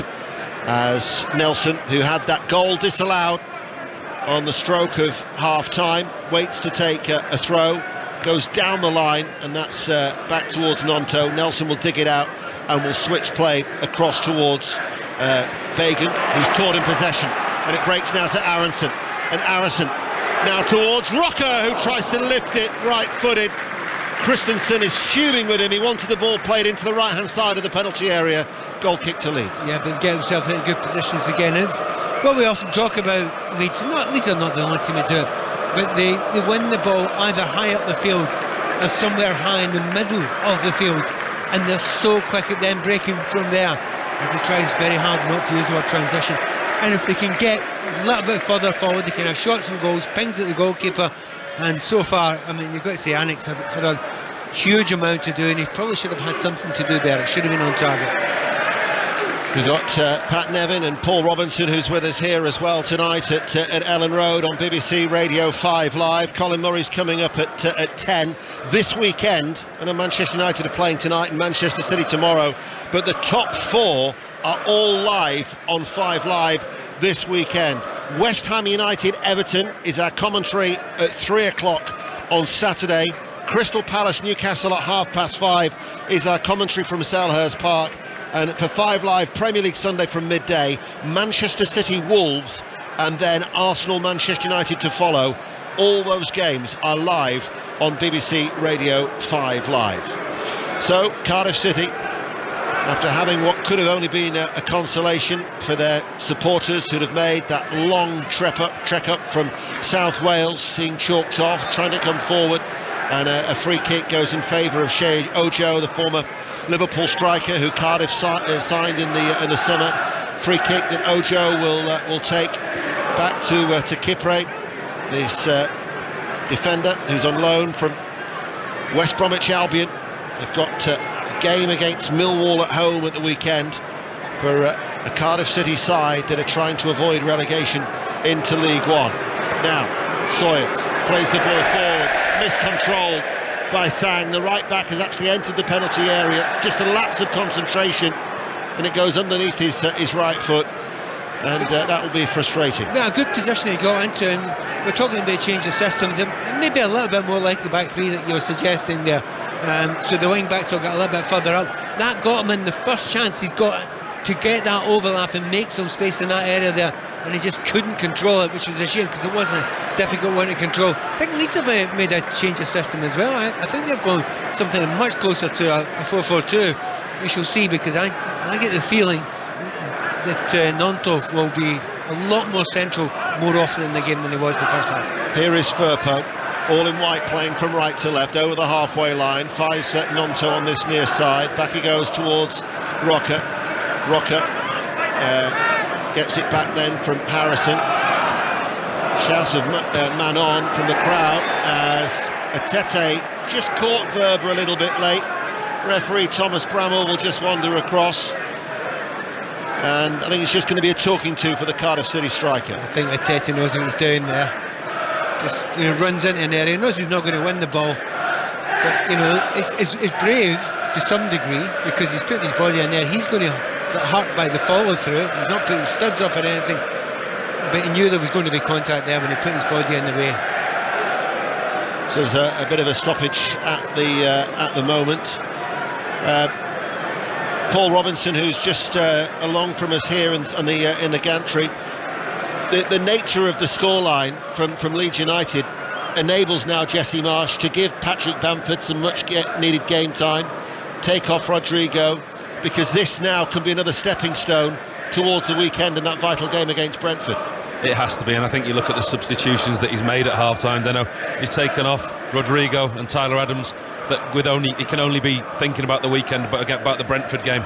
They have to take this game tonight. They've not had many games, if any, this season where they've come out for the second half with such a comfortable lead. The manager's been able to change a couple of the players, give a few players a rest, and like you quite rightly say, give Patrick Bamford some much needed minutes. I mean, Patrick had one fantastic season where he scored a phenomenal amount of goals for Leeds, but since that season he hasn't done it. He's not been regularly fit, he's not scored goals, he's come in and out of the side, and it's very, very important now. You'll see what the type of character with him and Rodrigo. Now that Rutter's come in, they've both got real competition for place. With Nonto playing so well, he plays every week, and the way that the manager plays, he plays with one striker. Rutter's come in for a huge fee, and he's only going to play instead of Bamford or Rodrigo, so there's now three of them vying for one place, so it's going to be interesting to see the character of the three. Yes, it is. For Bamford, he had been out with a groin injury. He'd missed 7, I think, before coming back against Aston Villa. Verber is back on his feet, but still feeling the effects of that challenge, Pat. Just talking about the system that Leeds are playing, and noticed that Nonto had gone over with a piece of paper to Patrick Bamford, and they read this piece of paper together, and it was a little bit of a note written to them, and he looked at it and both of them studied it, and they studied the other side of it, and then they went, oh right, we understand now. So I think they actually started the second half with the wrong tactics. Nonto went over to the side and he ripped up the shreds of paper that are still sitting down there. Well, Bamford with the glancing header looking towards Harrison. Nonto, who once again has had another outstanding evening's work, certainly caught the eye at Villa Park on Friday night. Cardiff City, the championship team, very much out of form. They have drawn a number of games, but here is Gnonto picking the ball up. Gnonto plays it towards Harrison, tries to take it in his stride, comes back to Harrison, and then Gnonto tries to win it back. He is everywhere. He's all action, never ever gives any defence any time to settle. Do you know what, he is a complete and utter joy to watch, and that's the classic one. How many are other of them on the pitch at any one time? He's everywhere. He's very unlucky there. Problem was, he was too quick there. How often do you say that phrase? Celtic St Mirren, there's been another goal. Gavin Wallace. Indeed, Celtic have extended their lead on 55 minutes. Fantastic work down the left-hand side. Jota's inch-perfect ball was met by Kyogo Furuhashi, although the assistant referee on that far side gave an instant offside with about a 3 or 4 minute delay, while VAR decided back at the hub that the goal did indeed stand. Celtic 3, St Mirren 0. I'll tell you when I sometimes used to say that you were too quick, about Dan James when he first burst onto the scene, not like Michael Richards. Yeah, I've known one or two players like that you just say, look, you've got all the pace in the world. See, when you beat a player, do you know what you do now? You slow down. Yeah. And it's a hard thing to say to a player who is all about pace, but when you're beyond them, you then slow down. You must do that, whether you're attacking a goalkeeper or whether you're just trying to cross it. Verver's gone down again. He had that challenge from Atete not that long ago, and he's just dealt with a situation on the far side. This is a situation now where you're thinking, don't take any risks. The team are leading by 3-0 at the new signing, so I would imagine that he'll be coming off. Of course, Cooper not featuring tonight for Leeds United, Liam Cooper, because he picked up a bit of a knee strain, so they weren't prepared to risk him. They do have Sinisterra back on the bench after a period out with an ankle injury, but surely common sense will prevail here with Verver. You wonder though, it looked like a knock, as opposed to a strain, just by the way he did the injury, because it was a follow through with a clearance, but sometimes those can turn into strains as well. Your thigh muscle can be damaged when you're doing that as well, but you're absolutely right. Do not take a chance. Just bring it. Ayling, you may be tempted to bring on. Yeah. So he will be coming off, which is a shame. Max Verber, Austrian international, his first start for the club, and it ends not even just short of an hour, forced off, and Luke Ayling coming on to replace him. So Ayling goes in as a central defensive partner now for Diego Llorente to replace the injured Max Verber. It's been interesting because the little change in tactics where the back three for Cardiff, it's given a little bit of space for the wing back, particularly the right wing back area here. He's not actually got the ball in the most dangerous positions too often, but there has been a gap there, and Leeds will have to keep an eye on that. This is Sawyers in the midfield for Cardiff City. It's happening again, as I said, right here on the right hand side, just sneaking up, and it's Sang, I think, there's getting into very good positions. Cleared away by Kipre, only as far as Aronson. Leeds have it back now in the centre circle with Firpo, and he was stopped from getting the return ball. There was a block coming in there from Andy Rinomota, who they signed on a free from Reading in the summer. 25-year-old midfielder giving away that free kick. Leeds United want to take the free kick quickly, and indeed they do. They knock it short and square. Paul, I know you've played here many a time as Firpo runs forward. Back now towards Gnonto. Gnonto hits the side netting. It was a dipping first time right-footed shot, and it was at full stretch into the side netting. But the nature of the atmosphere here, Paul, keeps the team going, doesn't it? And full credit to the Leeds supporters for that. Well, it's an old cliche, but week in and week out they turn up and they do support the team, and when the team are winning, it's a lovely place to play football. When you're on a difficult run, it's very, very difficult, because there's an expectancy as well. The minimum requirement of this club is maximum effort, and if you're providing maximum effort and showing that on the pitch, the crowd will support you. It's when the team don't show maximum effort or don't show commitment that there's an issue. Other than that, this stadium will be full week in and week out, full of very passionate support, home and away. And can certainly make a big difference as they wish to try and retain their Premier League status. When Paul said earlier on, and he was absolutely bang on about Gnonto's goal, reminding him of Paolo Di Canio, that iconic goal for West Ham United against Wimbledon in 2000, as Gnonto is forward now, a crowd urging him on to get a hat-trick with the flags up on that far side. And all on social media, people are talking about it. Within 15 minutes of the final whistle, you will be able to see it on the BBC Sport website. That clip of that goal on the BBC Sport website, if you haven't yet seen it for yourself. Gnonto's goal after 26 seconds, and it is certainly worth seeing, as Leeds United are leading by 3-0. Cardiff are still scrapping away, they're fighting for the loose balls, maybe need to keep their discipline a little bit, but as they win that ball in the midfield, and the ball is out towards Ojo, and Ojo now runs into trouble and loses the ball towards Harrison, and it's picked up by Gnonto, and he keeps on going, and the crowd are urging him on, and he threads it forward to Bamford. Flag stays down, Bamford was saved by Anik. Flag now is up. He did look a little bit offside. It'll be a free kick to Cardiff. But once again, the noise around this place, not just from your commentary, the whole place when Gnonto gets the ball, it's brilliant, isn't it? It lifts you, it lifts him. You can tell that he's buzzing every time he gets the ball, and he wants to run with it. He's seeing pictures in front of him as well. It was offside, the assistant referee got that right, and we were dead in line with it. But it's one of those ones where they probably will take him off, and every single supporter in here will be gutted because they're enjoying it so much. Well, I read a fascinating interview recently with Jesse Marsh, where he was talking about his time at Princeton University, one of the top universities in the US, and he said that it taught him to think carefully and to think well. And I'm just wondering what he's thinking in terms of how long do I leave him on the field for now, bearing in mind that Brentford at home on Sunday is going to be such a crucial game, and Gnonto is turning into already this popular figure and a player who can really change the course of a game because of his attributes and his skill and his willingness and his energy, his creative presence. He seems to have everything. He's changed this more than you would believe. Not just the chances, the fact that he frightens defenders. The system's changed because of him. The opposition have had to change the system because they was giving Sang such a hard time in the first half. They've went to a back three to make sure that Sang's cover him, but you've also got a right centre back to come out and cover him if he loses them as well.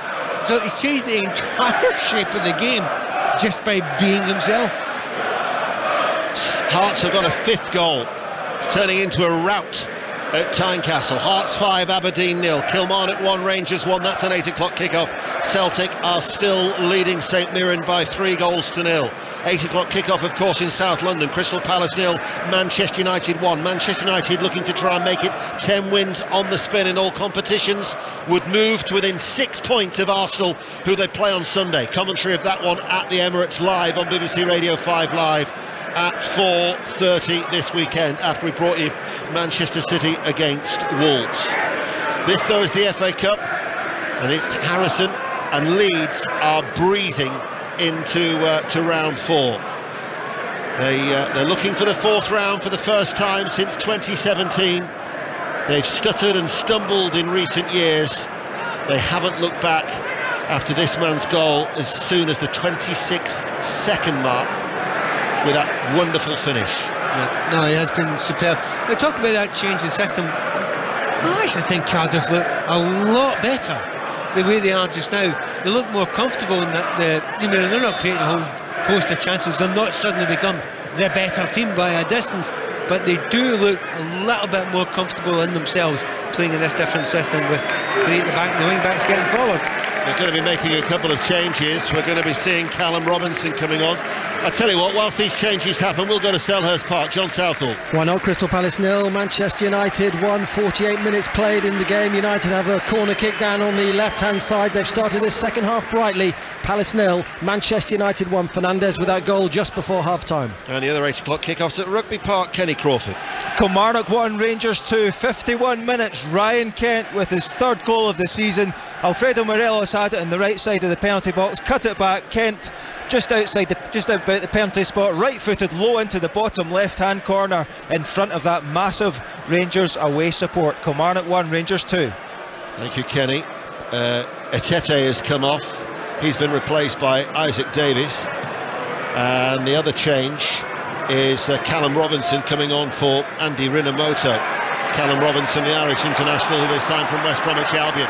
But it's Leeds powering forward, leading by 3-0. Cross comes in, cleared then by Nelson, and his right-footed clearance has gone out towards that far side, and it will be a throw to Leeds United, all in white, playing from right to left. And Leeds are going to be making a sub as well very, very soon, and it's going to be coming on for Leeds United. It's going to be Joe Gelhardt who's going to be coming on, and he'll be replacing Nonto. Yeah, I've been asking the question for quite some time, since well before half-time. It would be sensible. I mean, until he's actually changed, we don't know if it's an absolute stick on that will happen, but why take the chance? It's hard to know. I know you like entertaining the fans, but you know, it's not a chance that seems to be worth taking to leave. Corner kick to Leeds United, meanwhile, on that right-hand side. I think it might well. Did it come off the back of Christensen? Gone behind for a goal kick. No, it must have been a Cardiff player. It's another corner kick. Christensen has stayed down. The thing is, there's every possibility that Gelhardt might well be going out on loan with the players now that Leeds have at their disposal, with the signing of Rutter from Hoffenheim for £36 million. He's still a young lad. What is he, 20 years of age, Joe Gelhardt? And I would imagine a number of championship clubs would be looking at him to aid his development. Christensen is back on his feet. Another corner kick for Leeds, far side the right. Going to be an outswinger. It's a high one into a crowded area. Headed out by Nelson and fired back in by Harrison. But the roof will come off when this change happens, and here it is. This is the reception for Wilfred Nonto. Standing ovation for the teenager. He turned 19 the last time that Leeds United won a game on the 5th of November. He acknowledges all four sides of Ellen Road. They have a crowd favourite. He's bagged himself 2 goals, and once again he's been absolutely outstanding. Wilfred Nonto. Well, the only downside is these fans don't get to see him for a few more minutes of this game, but also he didn't get a chance to get his hat-trick. To be fair, he did get a chance to get a hat-trick because he had chances in the first half that take nothing away from him. He has lit up this game. He has been the main difference. There's been other differences too, but he's been the main difference between the two teams, and he's a player that we're going to love watching over the next few years, because the suspicion is he'll only get better. I think Paul Robinson, he could have had about 3 or 4 tonight, couldn't he? He could have in the first half, couldn't he? I mean, he turned this game on its head in the first half within the first minute. He's been an exceptional talent. The people of Leeds who watched him closely for the last few weeks will tell you, but he's really emerged now onto the Premier League scene. As you quite rightly say, we're going to be seeing a lot more of him. Yeah, and you know, full credit to Leeds United's recruitment to pick up an Italian international at such a cheap price. That really is a bargain buy, and one that I'm sure will reap dividends at some stage. 5 Live and BBC Sounds. We're midway through the second half here at Ellen Road in this FA Cup tie. There will be no extra time. We'll be handing to Colin Murray at 10 o'clock on 5 Live as Christensen comes forward. Christensen delivers it low, and an outstretched boot from Kipre prevented it reaching from Bamford as he made that run in towards the penalty area. This Leeds crowd want more goals. Such is their hunger for what is really been a good night for Jesse Marsh's side. Threaded ball through towards Bamford. They're appealing for handball. That won't be spotted. Unsighted, the referee Thomas Bramall, and it's at the feet of Jack Annick. Yeah, it's good to see Patrick Bamford making those runs. The one thing you almost always say about Bamford, he's intelligent. His movement is intelligent. He understands the game really well. He's going into the right positions. He is one of those players, as Paul was saying earlier on, he has that one season where everything went his way. Sometimes it's just about having the season where it goes your way. Ball up towards Robinson, too far ahead of him, gathered in by Meslier. He's certainly had a quiet night tonight. Meslier only kept 3 clean sheets so far this season. I'm sure he would cherish a 4th here tonight, particularly after that goal was ruled out after VAR for Nelson's header for interference from Rinamoto. Leeds though are forward now. Firpo making good ground. Diagonal cross, strikes the thighs of Nelson, comes back out to Junior Firpo once again, inside to Gelhardt. Gelhardt gets the shot away early, pushed behind by Anik. Corner kick to Leeds United. Didn't look that great at the near post that time. The goalkeeper, a little bit of butterfingers there, but he saves it and he puts it by. But you can feel Leeds now, they're really liking it. They're getting lots of space. You can also, that period of time where there's a number of players in blue who are looking not only physically but mentally tired as well. And this is when it can get a lot of fun if you're a Leeds United player. Leeds have a corner kick in front of the Cop End here at Ellen Road.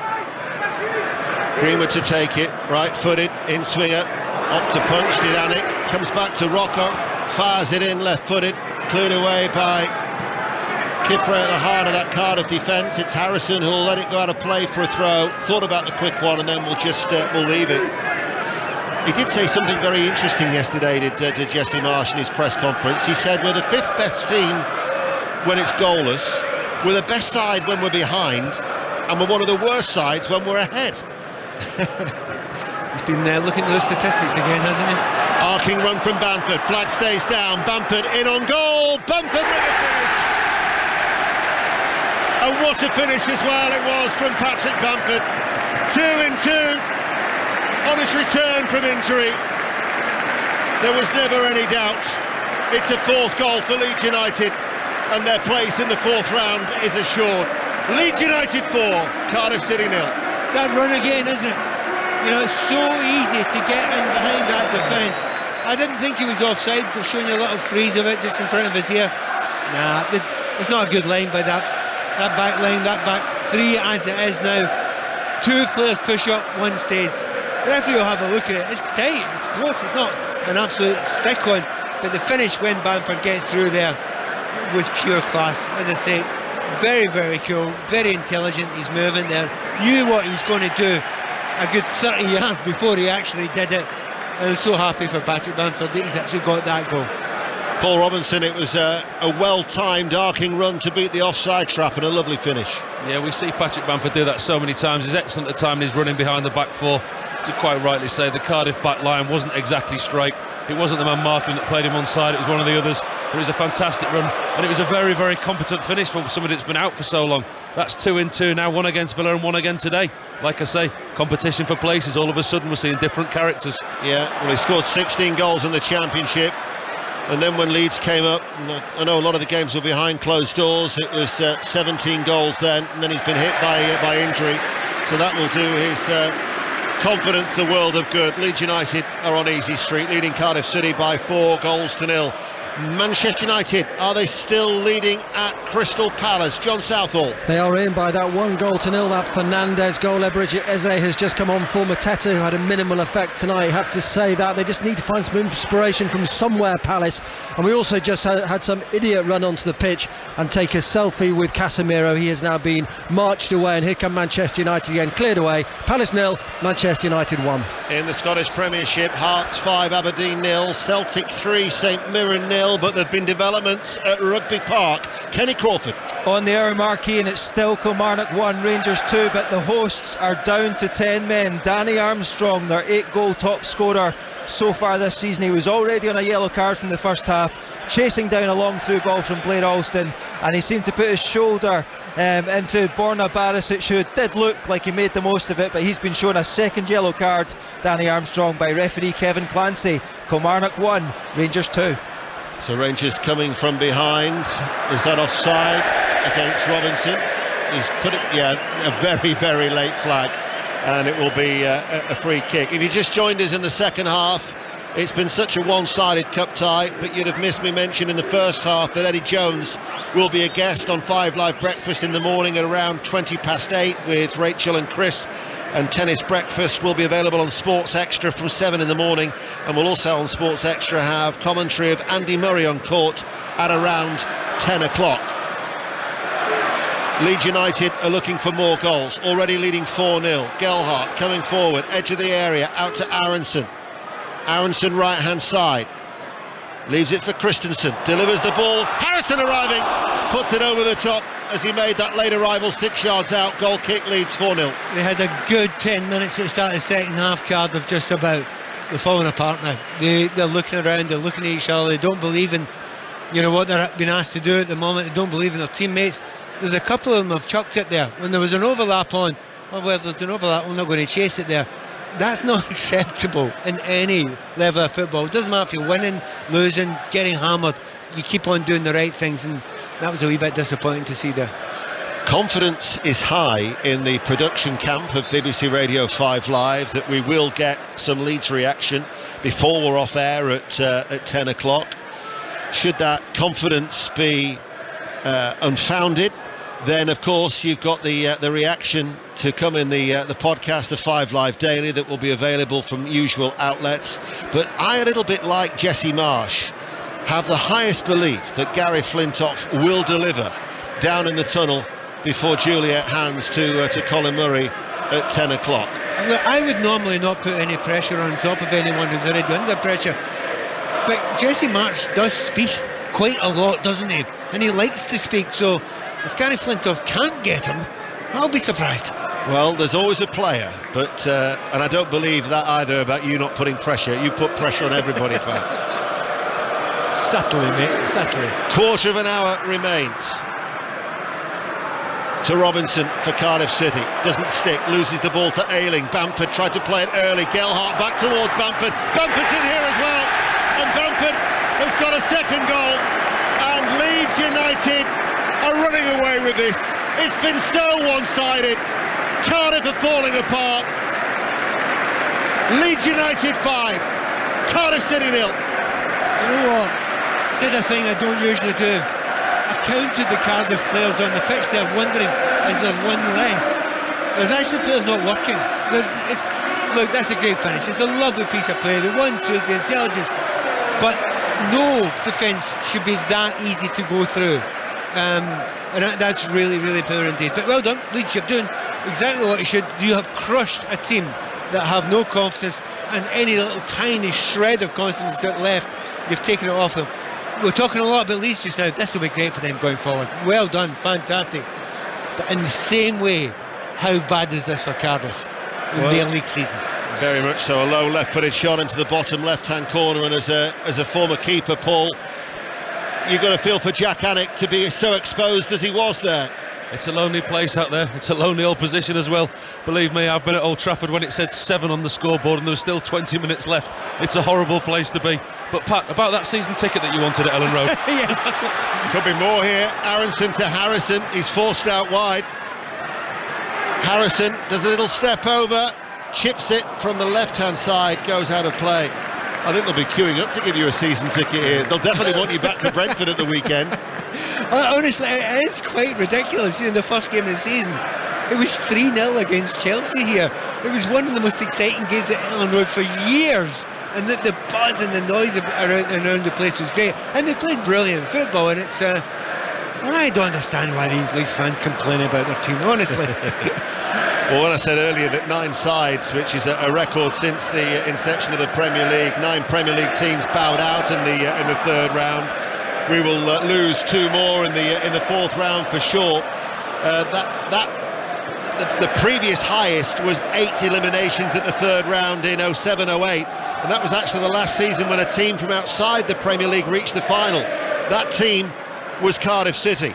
Portsmouth, of course, were the winners that day. Cardiff are going out here at this stage, but Leeds United, with Boreham Wood or Accrington to play in the fourth round, they may well be thinking of a cup run. As that's a nice little turn by Isaac Davis, the substitute for Cardiff City. It was a sharp turn out towards Ojo. Ojo's forced the fraction wide on the right-hand side. He's levelled the area, waits for Sang, delivers the cross right down the throat of Melier. And with 12 minutes remaining, Leeds United 5, Cardiff 0. I would imagine that Dean Whitehead will just want tonight to be over with. Yeah, I mean, it's a tough one when your team's struggling, in the Championship, and you come up to the Premier League. And I do say that, the teams in the Premier League that are down near the bottom, they are not bad teams. It's just the fact that the standard of the Premier League is very, very good at the moment, and any of the teams, as we know, can beat just about any of the other teams on the day. Southampton recently beaten Manchester City, etc. So, they've been beaten by a very, very good team. But right now, the most impressive thing I would say about Leeds United the quality of play. They haven't stopped, have they? No. They've kept it up at that pace, and that's what Jesse Marsh wants. Luis Sinisterra, he's missed the last 9 matches with an ankle injury. He's been out since October. The Colombian international has come on for these closing 11 minutes, and he's just replaced the number 11 of Jack Harrison. So this again is Sinisterra, another option for Jesse Marsh to look towards for Leeds United, and straight away he's involved as Leeds United are 5 goals to the good. Just over 10 minutes remaining. We'll go back to Celtic Park. Gavin Wallace. Where it is still Celtic 3, St Mirren 0, and Celtic really, to be honest, are pushing for a 4. St Mirren have had a couple of chances. They won, one cracked off the bar after about 65 minutes. Declan Gallagher got on the end of a great cross, but other than that, St Mirren really floundering here. Celtic flourishing, and they'll hold on to that gap at the top of the table. 3-0 to Celtic. Rangers still leading 2-1 away at Kilmarnock. Hearts 5, Aberdeen 0. Top of the Premier League, Manchester United looking to close the gap on Arsenal. John Southall. And at the moment they will cut it to 6 points, because it's Crystal Palace 0, Manchester United 1. 66 minutes played, and it looks fairly comfortable for them at the moment. But having said that, at 1-0, Palace still in it. Eze's put a shot over the bar on the volley, and Rashford, cutting in from the left for United, smashed it way over the crossbar from 30 yards out. He has scored in 7 consecutive games for Manchester United, who lead here at Palace by a goal to 0. Leeds United leading Cardiff City 5-0. Leeds 7 without a win since Bournemouth on the 5th of November. In fact, that Bournemouth game is their only win in their last 7 matches at home. This really does have the feel of a confidence and a morale boosting victory. Do you know, it's really interesting, because in the build up to the show and the build up to the game, that we talked about that a lot. You know, Juliet was asking the questions, what difference will a win make? Well, the difference a big win makes is a big difference, because every single player out there is confident. And you're looking at it just now, Ngongo could have scored a hat-trick. Probably your money was on him for the hat-trick, the most likely to get a hat-trick tonight. Now your money's actually, it's on Bamford or Kyogo. I think Celtic Park. I think Kyogo might have a couple. If he's still on the park, he must have a chance. Yes, you're right. He does have a couple. Does Kyogo? My money would be on Bamford. I'll go Kyogo. Here is Nelson. But then he might not be on the pitch. For Cardiff City. Ball played forward. Little flick there by Davies, didn't quite come off. Here is Gelhardt, quickly on the turn. Forward, Aronson was there. Simpson, who had a spell at Rangers without really having a regular run. Only 14 appearances when he was at Ibrox, the former Bournemouth defender. Sinisterra almost falls over the ball, as then Rocker switches play from left to right. Christensen backpedaling, takes it on the inside then of Bagan. Bagan, though, is back and wins it for Cardiff, and back to Jack Anik. And in fact, Kyogo has been replaced by his That's why I asked the Maeda. question, because quite often when he does score a couple, he is taken off by Celtic.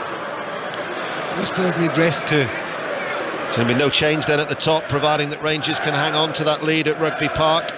It will still be 9 points the difference between Celtic and Rangers, but at the top of the Premier League, Manchester United as it stands, with that Bruno Fernandes goal late in the first half in that 8 o'clock kickoff, going ahead of Newcastle United and Manchester City to 41 points to within 6 of Arsenal. Our commentaries at the weekend: West Ham Everton from 3, followed by Crystal Palace Newcastle, and then 5 Live Premier League Sunday from midday. Manchester City Wolves at 2, Arsenal Manchester City at 4:30. 7 minutes remain of normal time. Kipre floats the ball out to that far side. Sawyers waits for it just short of the halfway line. Back then it will go to Jack Simpson, and now it's with Sawyers once more. Bagan, but they're not really going anywhere at the moment, this Cardiff City side, who had drawn 6 of their last 7 in all competitions, but it's just going to be 2 wins from 16, which doesn't really make great reading for a side that is struggling at the moment. Ojo linking up with Sang, running forward. Ojo delivers the cross, and the header from Robinson, and they do get a consolation, and Leeds United are unable to keep a clean sheet. It was a simple close range header, popped up towards Robinson, and he popped it in. 5-1. Yeah, one of the best moves they've had in the game, though. You're on the right hand side, mentioned before, when they're playing with wing backs now, they look a little bit better. They're getting a little bit of space, particularly, as I said, on that right hand side, and that's what happened. He gets to the byline there. I don't know, I think he would prefer to play with his left foot, but well done him. He just threw his swinger at it, gets a decent cross in, a little bit of luck with the deflection. Nice header, knows what he is.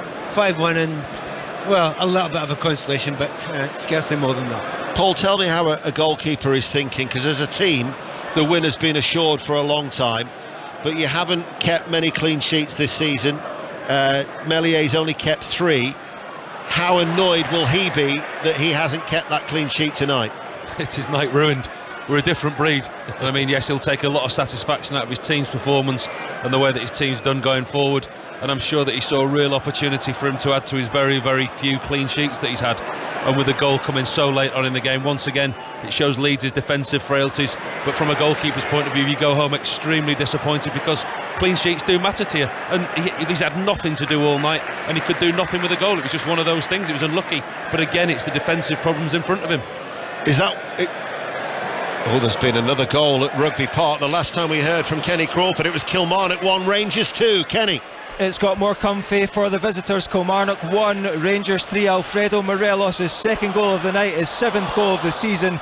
Good build-up play by Ryan Kent and Borna Barisic down the left-hand side.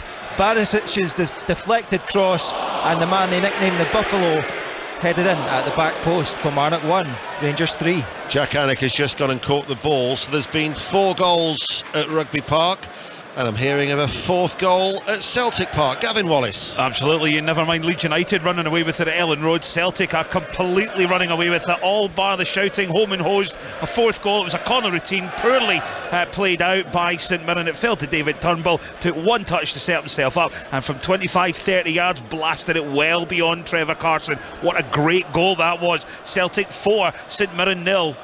Plenty of goals then in Scotland. Celtic 4, St Mirren 0, Hearts 5, Aberdeen 0, Kilmarnock 1, Rangers 3. Manchester United still lead Crystal Palace by a 1-0 in the Premier League at Selhurst Park, and Leeds United 5, Cardiff City 1 here. Paul, Downey, you just said before about the clean sheet, and you said that he hasn't had a lot to do. Is that some? I mean, Meslier, what is he, 22? Is that sometimes a concentration thing as well? For a goalkeeper, that you've got to try and keep yourself occupied because you've had nothing to do all night. Yeah, it's very difficult. I mean, you see the goalkeepers at the top level. You look at the likes of Alisson, Edison, maybe not so much Alisson this season, but you're not called upon so much in games. You're called upon at certain points in the game to make 1 or 2 crucial interventions, whereas you look at goalkeepers at the bottom of the league, they have more to do on a regular basis. They're making 15, 20 saves a game, where you're looking at goalkeepers at the top of the league, you're lucky if they're making 15, 20 saves in the first half of the season. So concentration is a huge key part of that. But Mellier's unfortunate tonight. I mean, there's nothing that he could do with the goal, and goalkeepers at times are unfairly judged on clean sheets because they can't control all the time what goes on in front of them. Christensen with a cross from the right hand side, just a little bit too deep away from Bamford. They've not let up at all tonight, Pat Nevin. Yeah, the pace has slowed a tiny bit, but it's nothing other than normal tiredness you get at the end of the game. They keep on going for that extra goal. They want another one. The ease in which they went through that midfield there and cut and went wide and got a cruise in, it was almost languidly easy for them, and that would never happen. It just doesn't happen in the Premier League really, but it's easy for them tonight, and that's why I said, you know, a lot of times during the start of the second half you can enjoy it. It's not often you can sit back, relax and enjoy it. And by the way, just to throw in a word on Meslier, I do feel sorry for him because he actually might be cold there, unless he's borrowed that heated gilet of yours, or those heated socks of yours, or is there anything else you've got electronically heated about you tonight? He tell you he's not getting the heated gilet. I'm like the Ready Brick man, I'm glowing. Gavin White has just come on. He's replaced Shea Ojo in the closing stages here at Ellen Road. Under 2 minutes of normal time remaining. 7:45 kickoff, Gelhardt St Clear, Nelson on the cover will tidy up back towards Annick.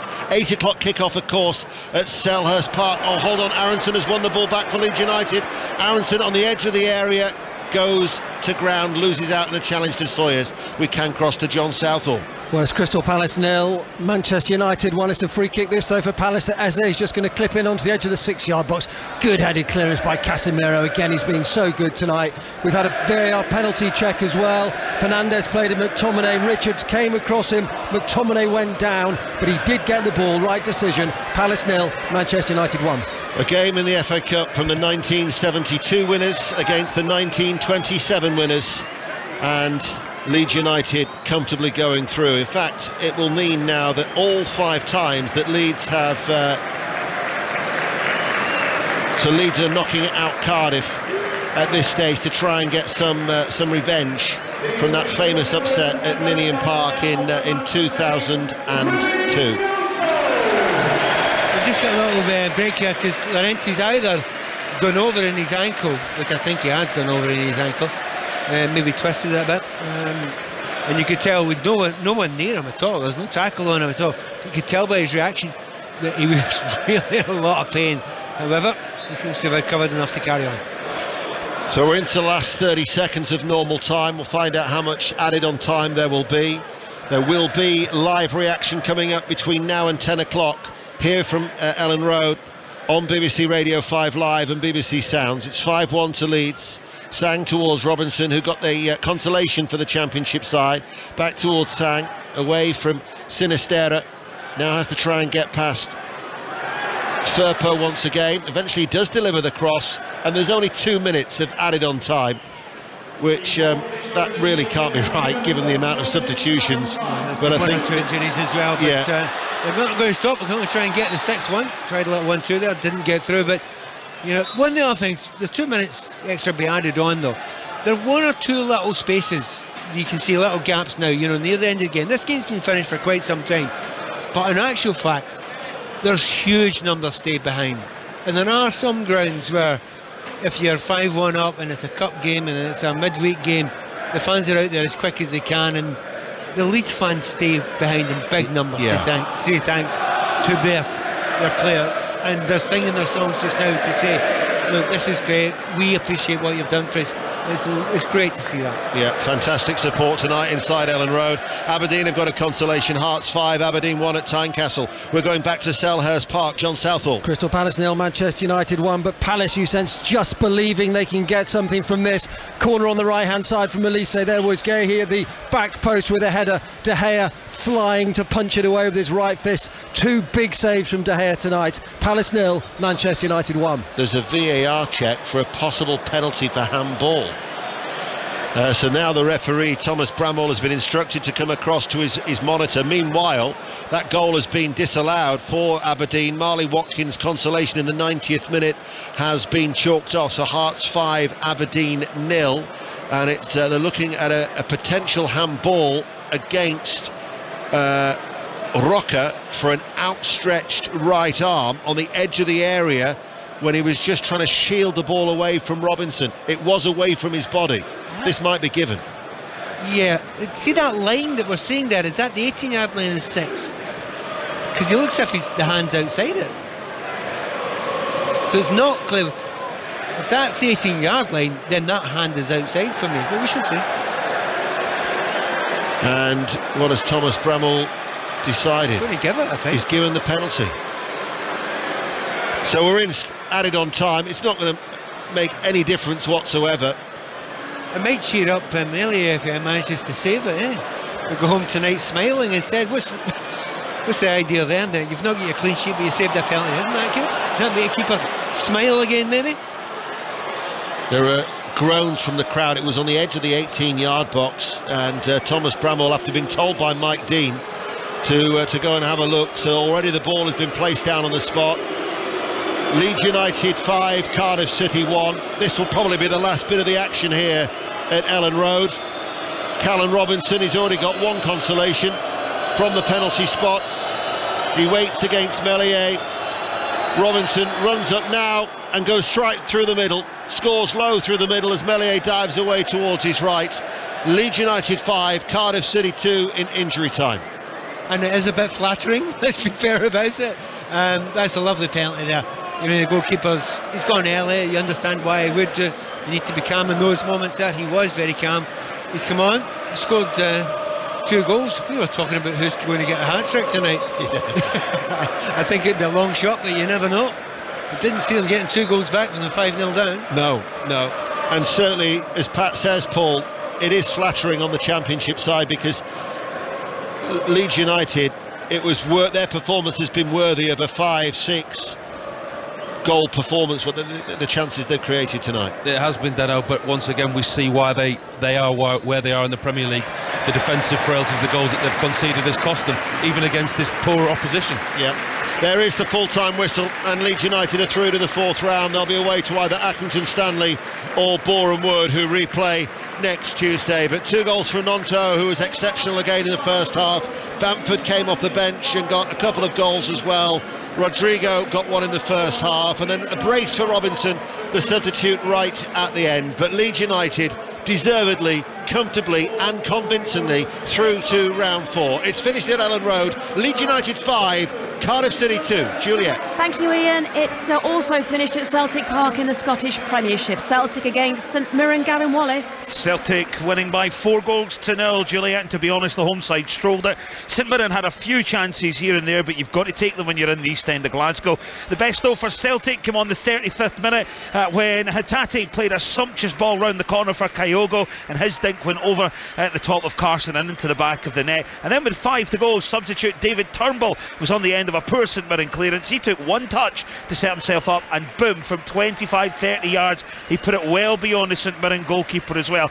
And to that goal, another goal from Kyogo and 1 from Abada, and it's as you were at the top of the table in Scotland for now. Celtic 4, St Mirren 0. Latest in the Premier League at Selhurst Park, Crystal Palace against Manchester United. John Southall. It's Crystal Palace 0, Manchester United 1. Eze with a free kick just on the left-hand side, 25 yards from goal, but straight at the goalkeeper David De Gea, who produced a really good save minutes ago. A header at the back post from Gahey, flying to his side, right-hand side, palmed it away. And also this is very significant for Manchester United, because Casemiro has just picked up a yellow card, which means he will miss the game against Arsenal on Sunday, and that is a big blow for them. Palace 0, Manchester United 1. Thank you, John. Leeds United have booked their place in the 4th round then of the FA Cup with a 5-2 win at home to Championship side Cardiff City. Leeds will go to Boreham Wood or Accrington Stanley in the next round. Their replay is on Tuesday. Pat Nevin and Paul Robinson are at Ellen Road. They watched the game alongside Ian Dennis. First of all, Paul, Ian was saying in commentary, the nature of the atmosphere at Ellen Road keeps that team going. Now, when you think they're going to Brentford in the Premier League this weekend coming, not every team has that when you're battling down there, do they? No, the support here is fantastic, and as I said during the programme, the minimum requirement at this club is maximum effort, and if you provide that and you show willingness and effort, the crowd will turn up week in and week out with a full stadium and support you, and they'll back you, and they've done that tonight fantastically well. You know, it's a midweek fixture in the FA Cup, and the manager's put out a very, very strong side. They need to get some momentum. They need to transfer this form into Premier League form. As you quite rightly say, starting here on Sunday against Brentford, it's a massive game for them. But the attitude and the application that the players showed tonight from the very first whistle, I know they got the early goal, they went 1-0 up inside 30 seconds, but they didn't stop. They showed commitment, their work rate, their running stats once again are up there this season, but there was quality with it. It certainly wasn't a side that had lost the manager's faith, or they hadn't lost faith in the manager. They were excellent from start to finish. Defensively, they looked susceptible. You know, the game was done, it was won at 5-0, but they still conceded 2 goals, which is a problem that they've had.